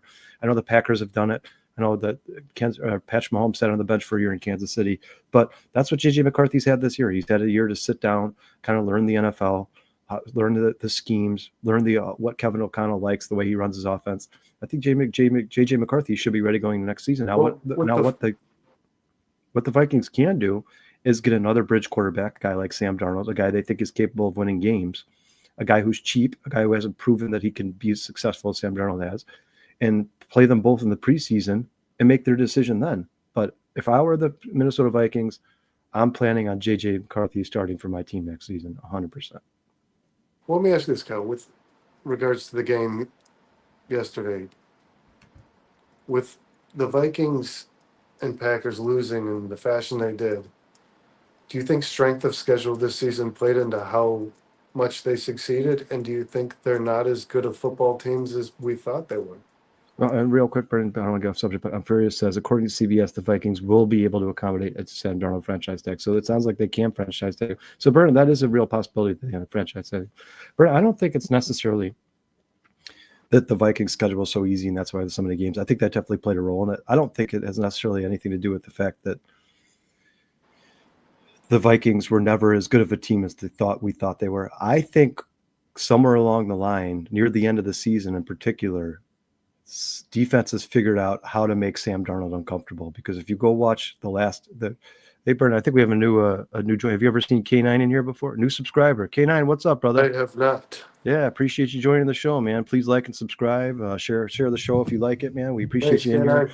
Feel free to leave some comments so we could talk about some of the things you're interested in, man. We'd be more than happy to get to those at some point. But Brennan, I think that what happened is Sam Darnold became Sam Darnold. That's what I think happened at the end of the season. I mean, we knew at some point that Sam Darnold was going to continue on for the next 5 years of his career being one of the best quarterbacks in the NFL. It's not practical. The guys like Geno Smith, listen, I get it. Geno Smith's a great story for the NFL. The guy struggled early, found success late on in his career, has been a pretty good quarterback for the Seahawks, but he's never going to win a Super Bowl, and neither is Sam Darnold. And I think what happened is the game to end the season with the Detroit Lions, the Lions pressured Sam Darnold a lot, made him uncomfortable, and you started to see what happened when he was uncomfortable and had to move around in the pocket. Brennan, he's not that type of guy, right? He's not the type of guy that can move around in the pocket and make miraculous plays behind the line of scrimmage. That's not Sam Darnold. He's not very mobile. Yeah. He's a statue. He needs to be behind a good offensive line, do his 3, 4, or 5 step drops, step up in the pocket and throw the ball. And he wasn't able to do that in that playoff game or in that game against Detroit. I think we saw what happens when Sam Darnold is under pressure, and that's what you're going to continue to see if he continues to be the quarterback for the Minnesota Vikings. And Brennan, I'll say this: the last 3 games of the season lost Sam Darnold a lot of money. If he would have finished the season the way he started it and gone out and beat the Rams in that playoff game and thrown 3 touchdowns and 300 yards, he would have got a lot more money this offseason. But obviously, Sam Darnold did not look good in crunch time. And Canine says something important here too, guys. They did sign Daniel Jones. Thanks, Canine. After he was released, so yeah, that's a very good point. Jones. He says, "I'm guessing they're going to let Sam walk."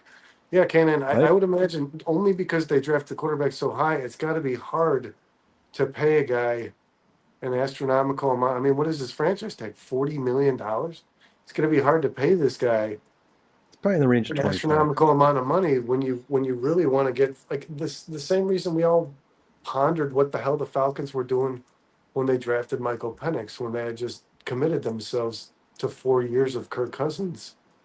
It's Yeah, kind Vernon, of look how quick they made it that begs to change. ask, should they sign Darnold? Even if, let's say, he won the playoff game against the Rams and he lost next week, should you sign Darnold? No, you shouldn't. You And spent a lot of draft capital on a quarterback, guys, and a quarterback that I thought, by the way, I was not a big believer in, but I thought in the preseason performed pretty well before he was injured. K9, Vernon, maybe you know the answer to this question. If you don't, K9, maybe you can help us out here. Did the Vikings trade for Daniel Jones, or was he on waivers? He was cut. He was on He was waivers. all right, so he's on waivers. So at least they didn't put any draft capital into trading Daniel Jones. But Vernon, I agree. I mean, I think if it's, at some point that switch is going to be made, right? So if Sam Darnold ended up being re-signed and was the quarterback for the Vikings, at some point during the season, you expect them to switch to JJ McCarthy, right? I mean, he is the future of the organization. They're the ones telling us that. They like him a lot. They want him to be the future of the organization. At some point, you expect that switch to be made. So why would you pay a guy $25 million knowing he's not going to play the entire season for you when you have Daniel Jones in the building? And if you really aren't comfortable with JJ McCarthy starting from week one, then put Daniel Jones in. And then when you decide it's time to make that switch, then switch it and put JJ McCarthy in. I don't think Sam Darnold should be any part of this equation at all. I think Sam Darnold should go to a team like the Saints or the Raiders and show everybody who he really is without Kevin O'Connell. I'm not entirely. Brennan, are you convinced that Sam Darnold's going to get a starting quarterback job next season? I'm not. Yes, I am, but I'm not. not. I'm not convinced that it's going to work out for whoever it is that does it. No, it has Matt Flynn vibes written all over it to me. That's just me personally, man. But I just don't see it. Yeah, I do want to say though, like regards to the Rams Vikings game, the Rams did beat the Vikings, and they are now moving forward to play The Eagles. to the Philadelphia Eagles in Philadelphia. So, how you feeling about that game? I mean, Brennan, right now, I know the Eagles did not play their best this past weekend, and they still found a way to win the game. But I am still going to take the Philadelphia Eagles to move on in the playoffs and end up beating the Rams. I like the Rams. I love the story. You know, obviously, prayers and to everybody in Los Angeles dealing with these wildfires. Terrible situation. Yeah, definitely. I think the Rams showed up in that game to make a statement to say that they have the support of the entire city and they support the entire city. But eventually, the better football team's going to win. I think the Eagles are a better team. I think the Eagles have one of the best defenses in the NFL right now for the teams remaining. And I think Jalen Hurts may have had a poor start to that game. I shouldn't even say a poor start because they actually came out and scored a touchdown pretty early. But then for the second and third quarter, the Eagles could move the ball to save their lives. I think you're going to see more consistent Jalen Hurts this weekend against the Rams. And I don't think the Rams can slow down Saquon Barkley like they did Aaron Jones. I think Saquon Barkley's going to get his runs. He's going to get his numbers. And ultimately, the Eagles are just going to be too much for the Los Angeles Rams.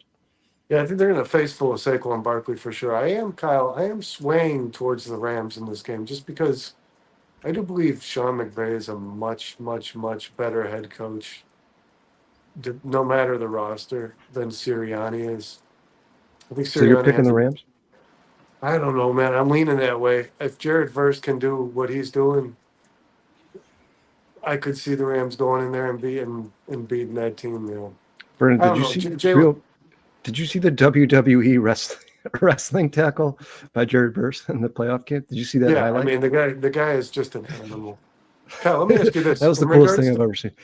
We did get an update from Dustin guys here at 4 Stars in regards to games this weekend. How do you think the weather impacts this game that we're all excited about between Buffalo and Baltimore? It is in Buffalo. I think it helps the Ravens quite a bit, Vernon. If there's snow on the ground, it's going to be tough to stop the run. When everybody who's played football knows when you're playing on defense and it's wet on the ground, it's slippery, snow, rain, whatever it may be. And the offensive player you're trying to tackle knows where he's going. He knows which route he's going to run. He knows you have to, and you're trying to make quick cuts to keep up with him. It's just much tougher for the defense to keep their footing than is the offense. If Derrick Henry gets an open space and he knows where he wants to go, or he's willing to run over you, which we know he's capable of doing, I just don't see any way that anybody on the Bills defense can stop him.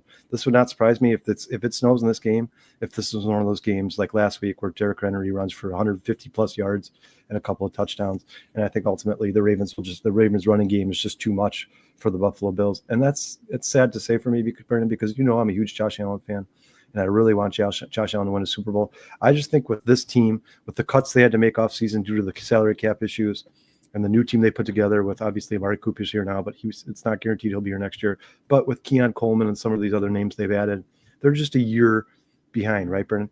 Like I think next year when Keon Coleman's comfortable in that offense and they get Ray Davis a little more involved, I think the Bills have a much better chance to win the Super Bowl next year than they do this season. I'm going to say this, man. I know that Derrick Henry, and I mean shredded this team the first time they played in the regular season. They won 35-10. I think Henry had like 2 touchdowns and 170 yards or something. 199. Some outrageous number. But the Bills defense has shored up that run defense. Yeah, in the last 5 weeks of the season, they did not allow a 100-yard rusher.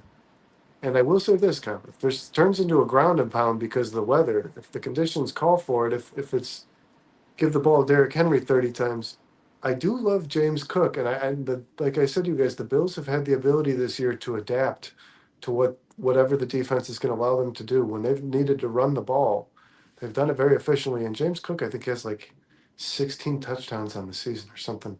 So this could turn into a James Cook Derrick Henry showdown. Well, for sure. But remember, Brandon, the Ravens were ranked number 1 against the run all season. I mean, there was one point early on in the season where they were giving up less than 60 rushing yards per game to their opponents. I mean, if they play that style of game against the Bills and Josh Allen has to throw the ball, it's just going to be tough when it's snowing and the ball is wet and these guys are having trouble running the routes, slipping. I think if you have to rely on one of these 4 components of these 2 teams, so the Bills offense, defense, Ravens offense, defense, I think the team, the unit I'm most confident in is the Ravens offense. I mean, with what Lamar Jackson's done this season, obviously having his career year, his best season he's had as a pro, and then Derrick Henry, the rejuvenation of Derrick Henry and this Ravens offensive line, I think it's going to be really, really, really tough for the Bills to stop them if there's snow on the ground. I really do. And that's no disrespect to the Bills because I love them and I hope they win the Super Bowl. I just don't see that happening. Baron, Imperius says, I hope the Bills versus Ravens games lives up to the hype. Could be better than the Super Bowl. 11, There's a 11 good chance. degrees. 11 degrees, guys. It's supposed to be 11 degrees in that game. Kyle, what about these other games? You have the Chiefs and Lions, I'm guessing, just pretty much beating up on their respective opponents. No, I think the Lions game is actually going to be a close game. I do think the Lions ultimately will win, but I think I haven't seen a team stop Washington yet. Like we saw in this first playoff game, Vernon, Washington did not turn the ball over and did not punt the ball. They've done that 3 times this season. That's remarkable. Gene Daniels has done it 3 times in his career. The rest of the league combined, I think, have only done it. Quarterbacks and the rest of the league combined have only done it like twice or something like that. Obviously, this Commanders offense is better than people thought it was earlier on in the season. This is consistent. They've done this throughout the entire season now. They are certainly a formidable opponent. I just think the Lions right now are the powerhouse in the NFL, and you just can't stop them from running the ball. Vernon, that Lions offensive line, Jahmyr Gibbs is running the ball 2.5 yards before he gets touched. I mean, if they continue to do that, how can you possibly stop them? They can run the ball on every single down if they want. I want to say this too, Kyle. I think that the Commanders, and I hate saying this word, I do. I think the Commanders have had a lot of luck or fortune, I should say, on their side, guys. It wasn't just a Hail Mary. Had a handful of plays go there. They had a doink on the field goal, right? That went in, that ended up going in anyways. Yep. But I will say this: the Buccaneers lost that game themselves. They shot themselves. They were marching down the field. They had 3rd and inches. They were, I think, within 10 yards of the end zone, and their center snapped the ball before the hike, and they settled on a field goal. And I knew putting the ball in Washington's hands as time expired was going to end in losing the game. Well, the Lions, the drive before that, they had or was it that drive that they had the fumble? What drive was it where they screwed up the handoff from Baker Mayfield to Jalen McMillan? That's what lost them the game. That fumble lost them the game. So yeah, Commanders weren't stopping them. 2 mistakes that would have sealed the game by the Buccaneers. Dan Campbell's team's not going to do that, Kyle. I do disagree with you here. I think this game's going to be somewhere in the range of like 31-13 is where I'm. That's where I'm. Yeah, I mean, ultimately, Bernard, does the score predictions really matter? We both have the Lions winning. I think ultimately that's what's going to happen. I just think that the Commanders are capable of hanging in there. Maybe they're not. Maybe the Lions go out there and beat the crap out of them, make a statement to the rest of the NFL that this is their year and they're ready to win the Super Bowl. I have no problems with the Lions. Well, I've always felt bad for them. I think Washington depends heavily on balanced offense. They need to run the ball, Kyle. I think if they're not able, the Detroit defense has been really stout against the run. If Washington's not able to run the ball and then Detroit gets ahead, I'm talking, you know what Detroit can do. Within 3.5 minutes, you might be down 14-0. If they do that, and Washington's in a position to have to throw to play catch up, I see that game getting buried quickly, man. Yeah, it wouldn't surprise me, Brian. And one thing we should mention is the Detroit Lions are going to get David Montgomery back this week, which is insane. I mean, this guy just had surgery on a torn MCL, and he's going to be playing this weekend against the Washington Commanders. Albeit, I think it's probably going to be a limited snap count. I think they're probably going to bring him in for like goal line scenarios, first and goal from the 2-yard line, because they know David Montgomery is always capable of getting in the end zone. But I mean, that just makes them even better. That that Sonic and Knuckles Thunder and Lightning duo they got over there in Detroit is really tough to stop, especially behind that offensive line. I think you're right, Brendan. I think Detroit's too much for the Commanders. I think Commanders are another team that are probably just a year ahead, right, or a year behind, right? I think next year the Commanders will be real serious pick for people when it comes to winning the Super Bowl. But this year they should be happy just to get as far as they have, and maybe even a little bit further. They are kind of like the Cinderella team to me in the NFL right now. They're kind of the team that nobody's really talking about before the season. Now all of a sudden they're in the playoffs. They've won a playoff game. But the Detroit Lions have kind of set the standards for us in the NFL and how you play football and how you win games. And they've been doing it all season consistently, and I expect that to continue in the playoffs. Well, yeah, I think the Detroit Lions are going to win the Super Bowl. And after watching that Lions team, or after watching these other two teams, Kyle, the Vikings and Packers in the playoffs, I mean, really just not even compete. It just lets you know how far apart the Lions are from these other teams in the NFC. Everybody. The Eagles won, Burden, but they didn't look good doing it. No, they did. Detroit always looks good doing it. Detroit will be playing a formidable opponent in a semi-close game, and they're doing like trick plays in the middle of the game, like dumping the ball, like, in the middle of a route. They're handing the ball off to somebody else who sweeps around and scores a touchdown. I mean, that's Ben Johnson's offense, man. It's just too much for people to handle. You never know where that ball's going to go. They have, Brendan, talk about sneaky signings in the offseason. How big of a signing was Tim Patrick? I mean, people don't talk about this guy at all. This guy has been one of the best third-string receivers in the NFL this season. And I thought last year Reynolds was slept on. I thought Reynolds played a really good role. Ben Johnson finds a way to get everybody involved. Everybody. And they're a very dangerous football team when they're playing at their best. And yeah, guys, I think we pretty much all can agree that, I do think this. I think that between Daniil Hunter and Will Anderson, they do apply pressure on Mahomes, but I just think that Chiefs defense is too much for that Houston. Lauren Ratner, thanks for joining us. What's up, Lauren? Go ahead. He says, how would the Lions winning affect the possibility of Ben leaving for a head coaching job? I think he's more likely to do it if they achieve that goal. Yeah, I think you can cross off Super Bowl as offensive coordinator, cross that off, check that box, and be like, well, you can cross it off. You can say the thing that he built achieved their ultimate goal, right? Well, I think some coaches feel bad, whether it be coordinators or head coaches, feel bad leaving certain teams when they're on the upward trajectory. But if they win the Super Bowl, the Lions, then Ben Johnson could say, hey, man, I've helped them as much as I can. I got them to a Super Bowl. We won it. It's time for me to go try my talents elsewhere and be a head coach. And I think for me personally, Vernon, right now, I think Ben Johnson, the most important thing to him is an established quarterback. And I think right now, Caleb Williams checks that box. Let me clarify where I stand on this, Kyle. A lot of people probably think, you said Ben Johnson, some guys feel bad leaving. There's a lot of people that have this impression that Ben Johnson and Aaron Glenn's departure would change the trajectory of this Detroit Lions organization and their future. It's not. Dan Campbell runs that ship so tight, and he will bring in quality. He obviously does a good job. Like Kyle, you said, Ben Johnson was fired by Flores. The minute Dan Campbell met him, he promoted him. Dan Campbell identifies leadership. That Detroit team, as long as the roster's in place, Dan Campbell's going to make that team competitive. They're still going to be winning football games. They're still going to be at top of this division, even after they lose their coordinators. Yeah, Brennan, they might take a step back. There might be an adjustment period, but I certainly don't think that all of a sudden the Lions are going to be terrible. No, because just the same as Ben Johnson's, too good of a roster. Just the same as Ben Johnson's earned a head coaching interview with innovation and being a dynamic modern day offense. There's some guy, Kyle, who's a quarterback coach on some college program or here in the NFL. He might be on the Lions. He might be on the Lions. Well, I would imagine Ben Johnson wants to take that guy with him, but somebody somewhere in the NFL on some staff has proven to all of the people above him that he's the next brain to be an offensive coordinator. You know what I mean? He's the next play caller. He's the next big hot thing, the hot commodity in the NFL. So Dan Campbell will find a guy who he identifies as a quality leader, and he'll put him in place to run the offense, and put a guy in place to run the defense while he Well, oversees plus, the Brennan, team. with it's like back to that coaching Aaron Rodgers thing. I mean, if you're a good quarterback coach and you know football, and you get promoted to be the Lions offensive coordinator, and you have that offensive line, Jahmyr Gibbs, David Montgomery, Jared Goff, Amon-Ra St. Brown, Jameson Williams, Tim Patrick, Sam Laporta, it'd be tough not to find success and find it pretty quickly if you got promoted to be the Lions offensive coordinator. That team is they've done a really good job building their roster. They've done a really good job drafting. That team's going to be good until they break this core up, and I don't see that happening for a long time. So, yeah, I certainly believe that the Lions are going to be good for the next 4 or 5 years, regardless of who the coordinators are.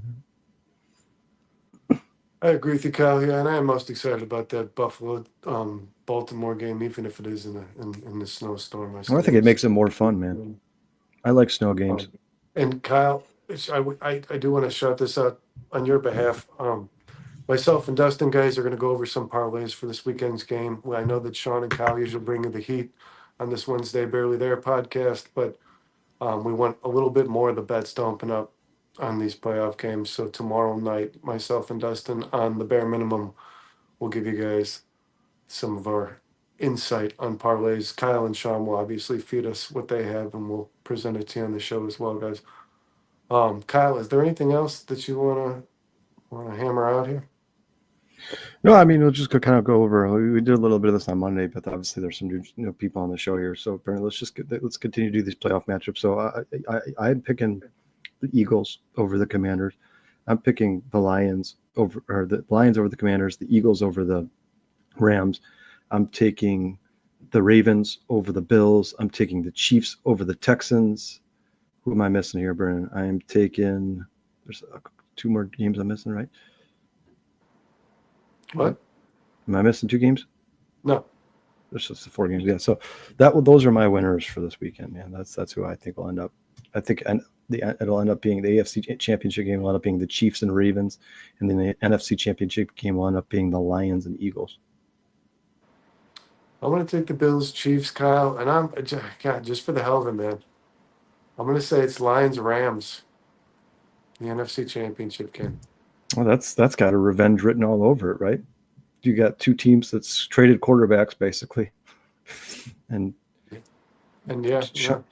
I mean, Jared Goff was unable to get the job done in LA, so they went and got Matthew Stafford. Matthew Stafford went there and won a Super Bowl. Jared Goff went to the Detroit Lions. Detroit Lions have now become the powerhouse of the NFL. Yeah, the story is too perfect, right? Yeah, it'll be a great story if that happened. I'd like to see the Brennan. The Rams. Maybe the NFL's already fixed this, guy. Who knows?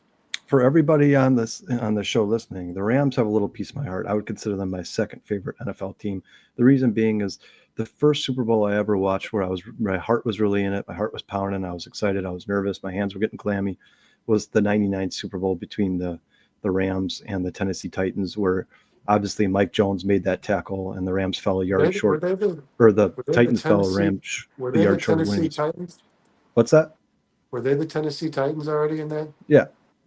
That was Steve McNair, Eddie George. I love that team. I love the Marshall Faulk, Kurt Warner, Isaac Bruce, Torrey Holt team. Greatest show on turf, people call them. And was it Mason? I loved both those Who was reaching for that final? I think it was yard? Mason. Mike Jones made the tackle. I know that. I was rooting for the Rams to win because at the time I really didn't follow football that much, and I liked the Rams jerseys, and I liked the story behind Kurt Warner, the fact that he had been like stocking grocery shelves at Kmart and then ended up playing the Super Bowl less than a year later. Yeah, I mean, and if there's a good documentary about that too, guys. I mean, it's not the best movie in the world, but the story is awesome. If Kurt Warner, if you get a chance, go watch that. But yeah, the Rams have always had a little piece of my heart, and I hope it's a shit movie. You can say it's not well made, but the story is cool, right? But I would love to see the Rams play the Lions in the NFC Championship game. I think that'd be great because, Brennan, even though I'm a Bears fan and I'm supposed to, we're programmed to hate the Lions, the Chiefs, or the Vikings and the Packers. The Lions have been bad for so long. You kind of start to root for the underdog at some point, right? So I'd like to see the Lions win a Super Bowl at some point in my lifetime. So those poor fans who watched an 0-16 team, who watched 10 straight losing seasons in a row, can finally have something to hang their hat on. Bernard Furious says Well, Ravens, Rams, Valius Chiefs, and Lions. Bernard, and he agrees. our grandfather grew up a Lions fan. He's from Michigan, grew Yeah. up in the Detroit area, so lived in Lansing too, guys. Even though he's a Michigan fan, not a Michigan State fan, he was a Michigan fan. So, but yeah, we watched Lions games as a kid. You know, got some family who are Lions fans as well. So I don't hate the Lions as much as I dislike our other division rivals. I root for the Lions this year for sure. They're the team that I just love Jameer Gibbs. I love Dan Campbell, man. Yeah, it's tough not to root for Jameer Gibbs, man. That guy is just absolutely amazing. He's so fun to watch. He's one of the best players in the NFL to watch, I especially this was season. I will say this, Kyle. I do believe this.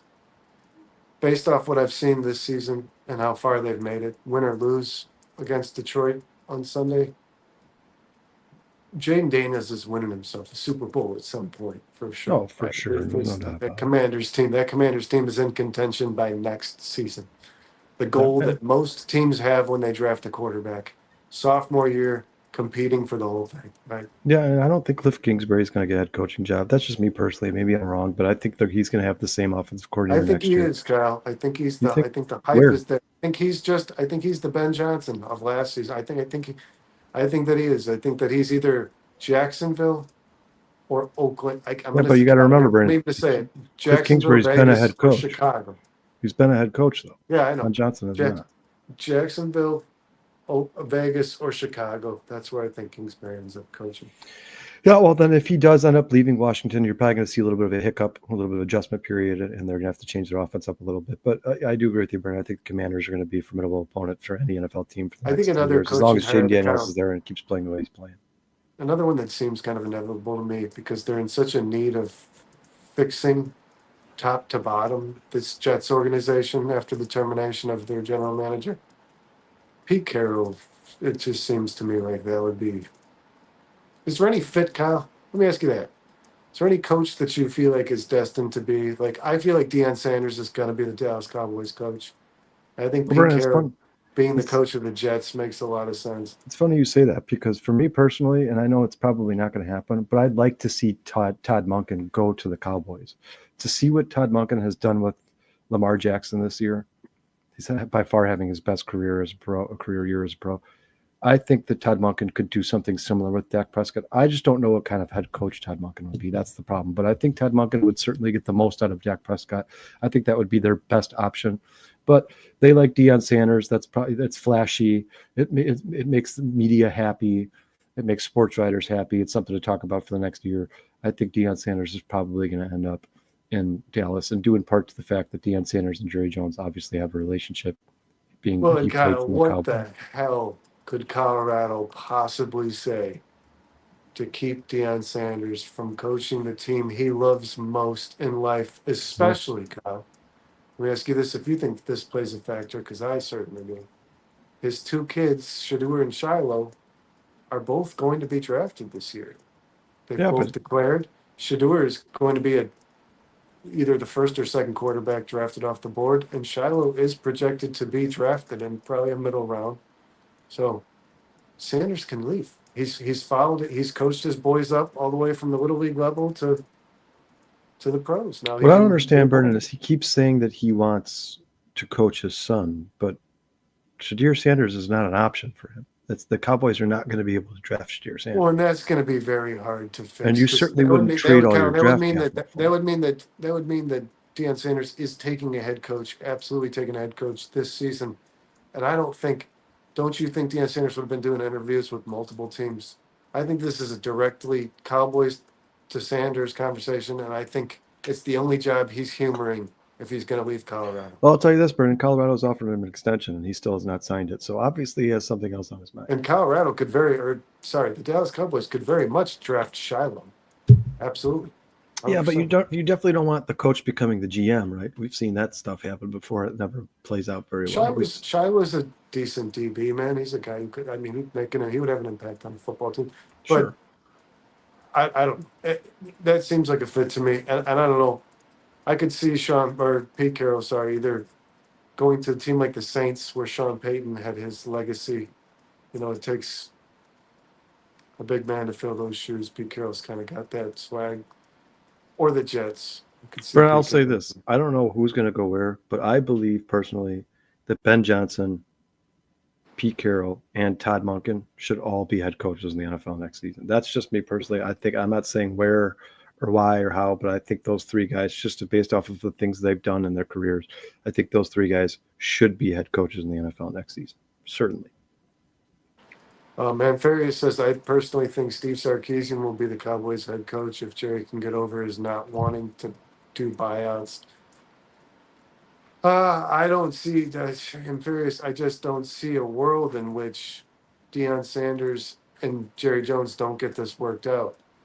Deion Sanders' passion for the Cowboys, guys, is still as strong as it ever has been. And Jerry Jones, I believe, was feeling this out. Kyle, what do you think? Well, he was feeling this out when that date come, letting that date pass that would allow McCarthy to pursue other opportunities.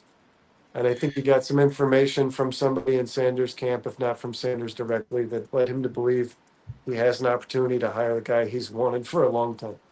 Well, I mean, Brandon, I believe that if Jerry Jones gets Deion Sanders in the building and says, "I'm offering you the job," he's going to take it. I mean, first of all, it's one of the most prestigious jobs in the NFL. And it It's the doesn't Dallas become Cowboys. It's available America's very team, often, guys. and The it's not Cowboys are not the Bears. They it's hire not a just coach and they stick with them for. yeah, and it's not just America's team. It's America's team due in part to what Deion Sanders did there as a player when he was playing for the Cowboys. I mean, the guy is probably the best defensive back in the history of football. He played a big role in those successful years the Cowboys had in the 90s and early 2000s. And he was a pro baseball player.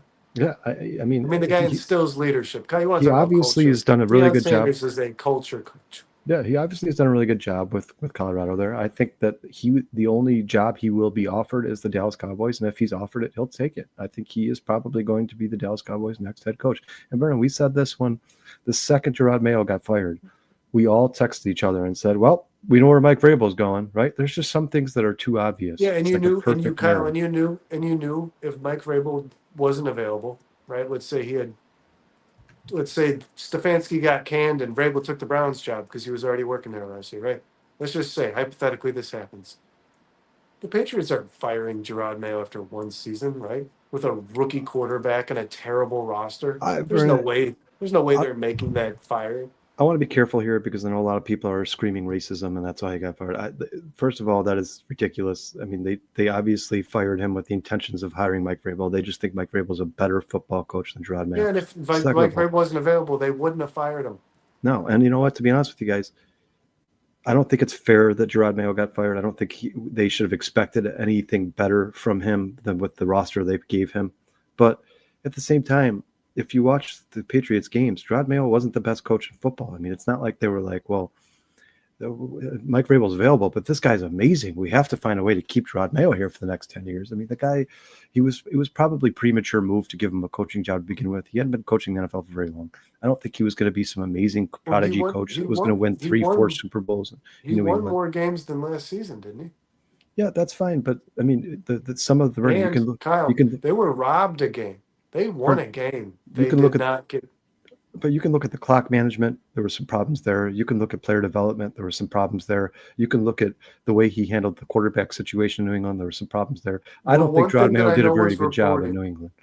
One thing that was reported for sure was he was far too friendly with his players. I mean, didn't have a coach. Mike Vrabel is a better coach, and that's why he was hired and Gerard Mayo was fired. It's simply because Mike Vrabel is a better head football coach. And he's a culture coach, Kyle.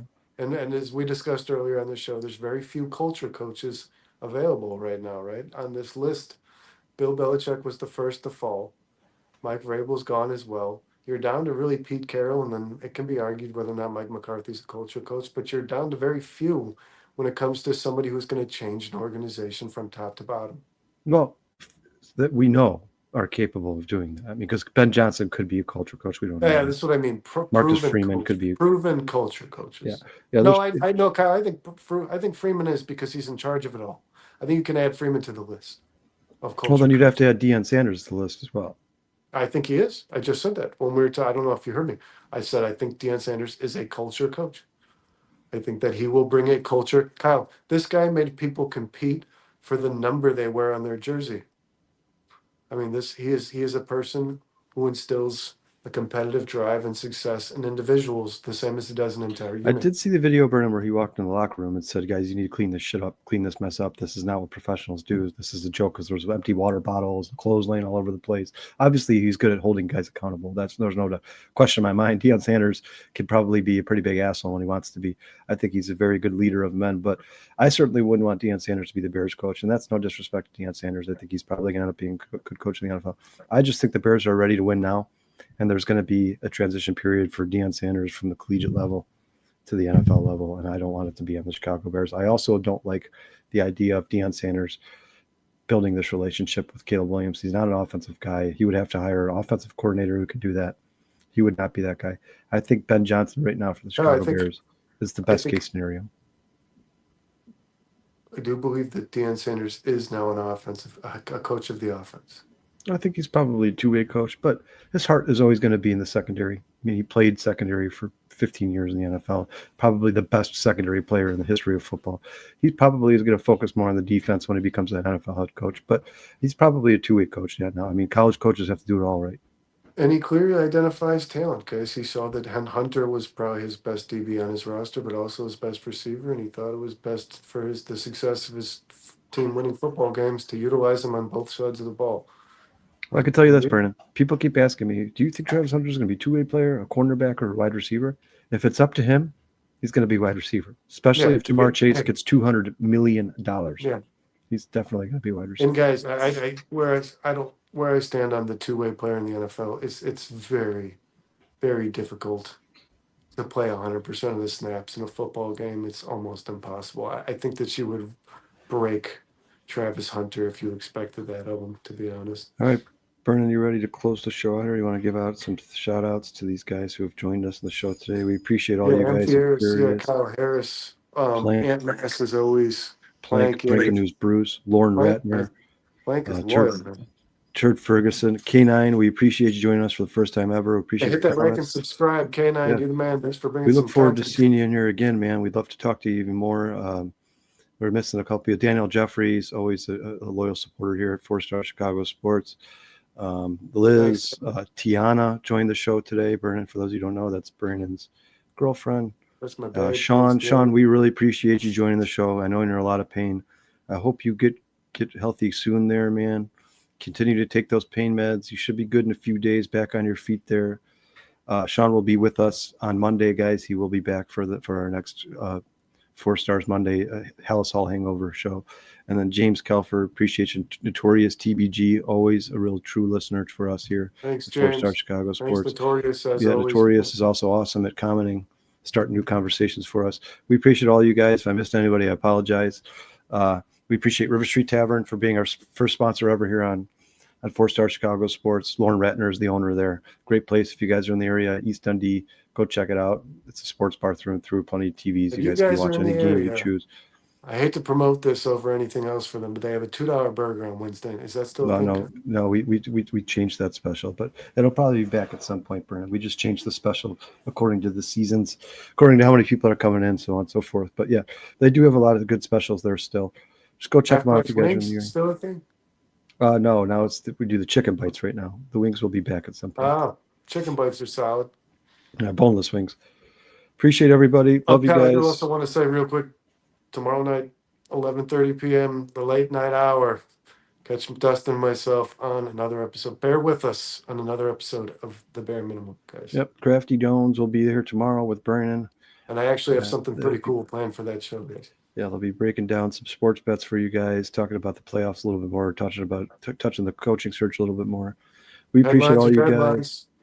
Yep, everybody stay warm out there. It's going to get pretty cold here in Chicagoland area pretty soon here. Yeah, be safe, guys. Yep, everybody take it easy as always. We'll see you guys soon. Bear down. Yep, go Bears.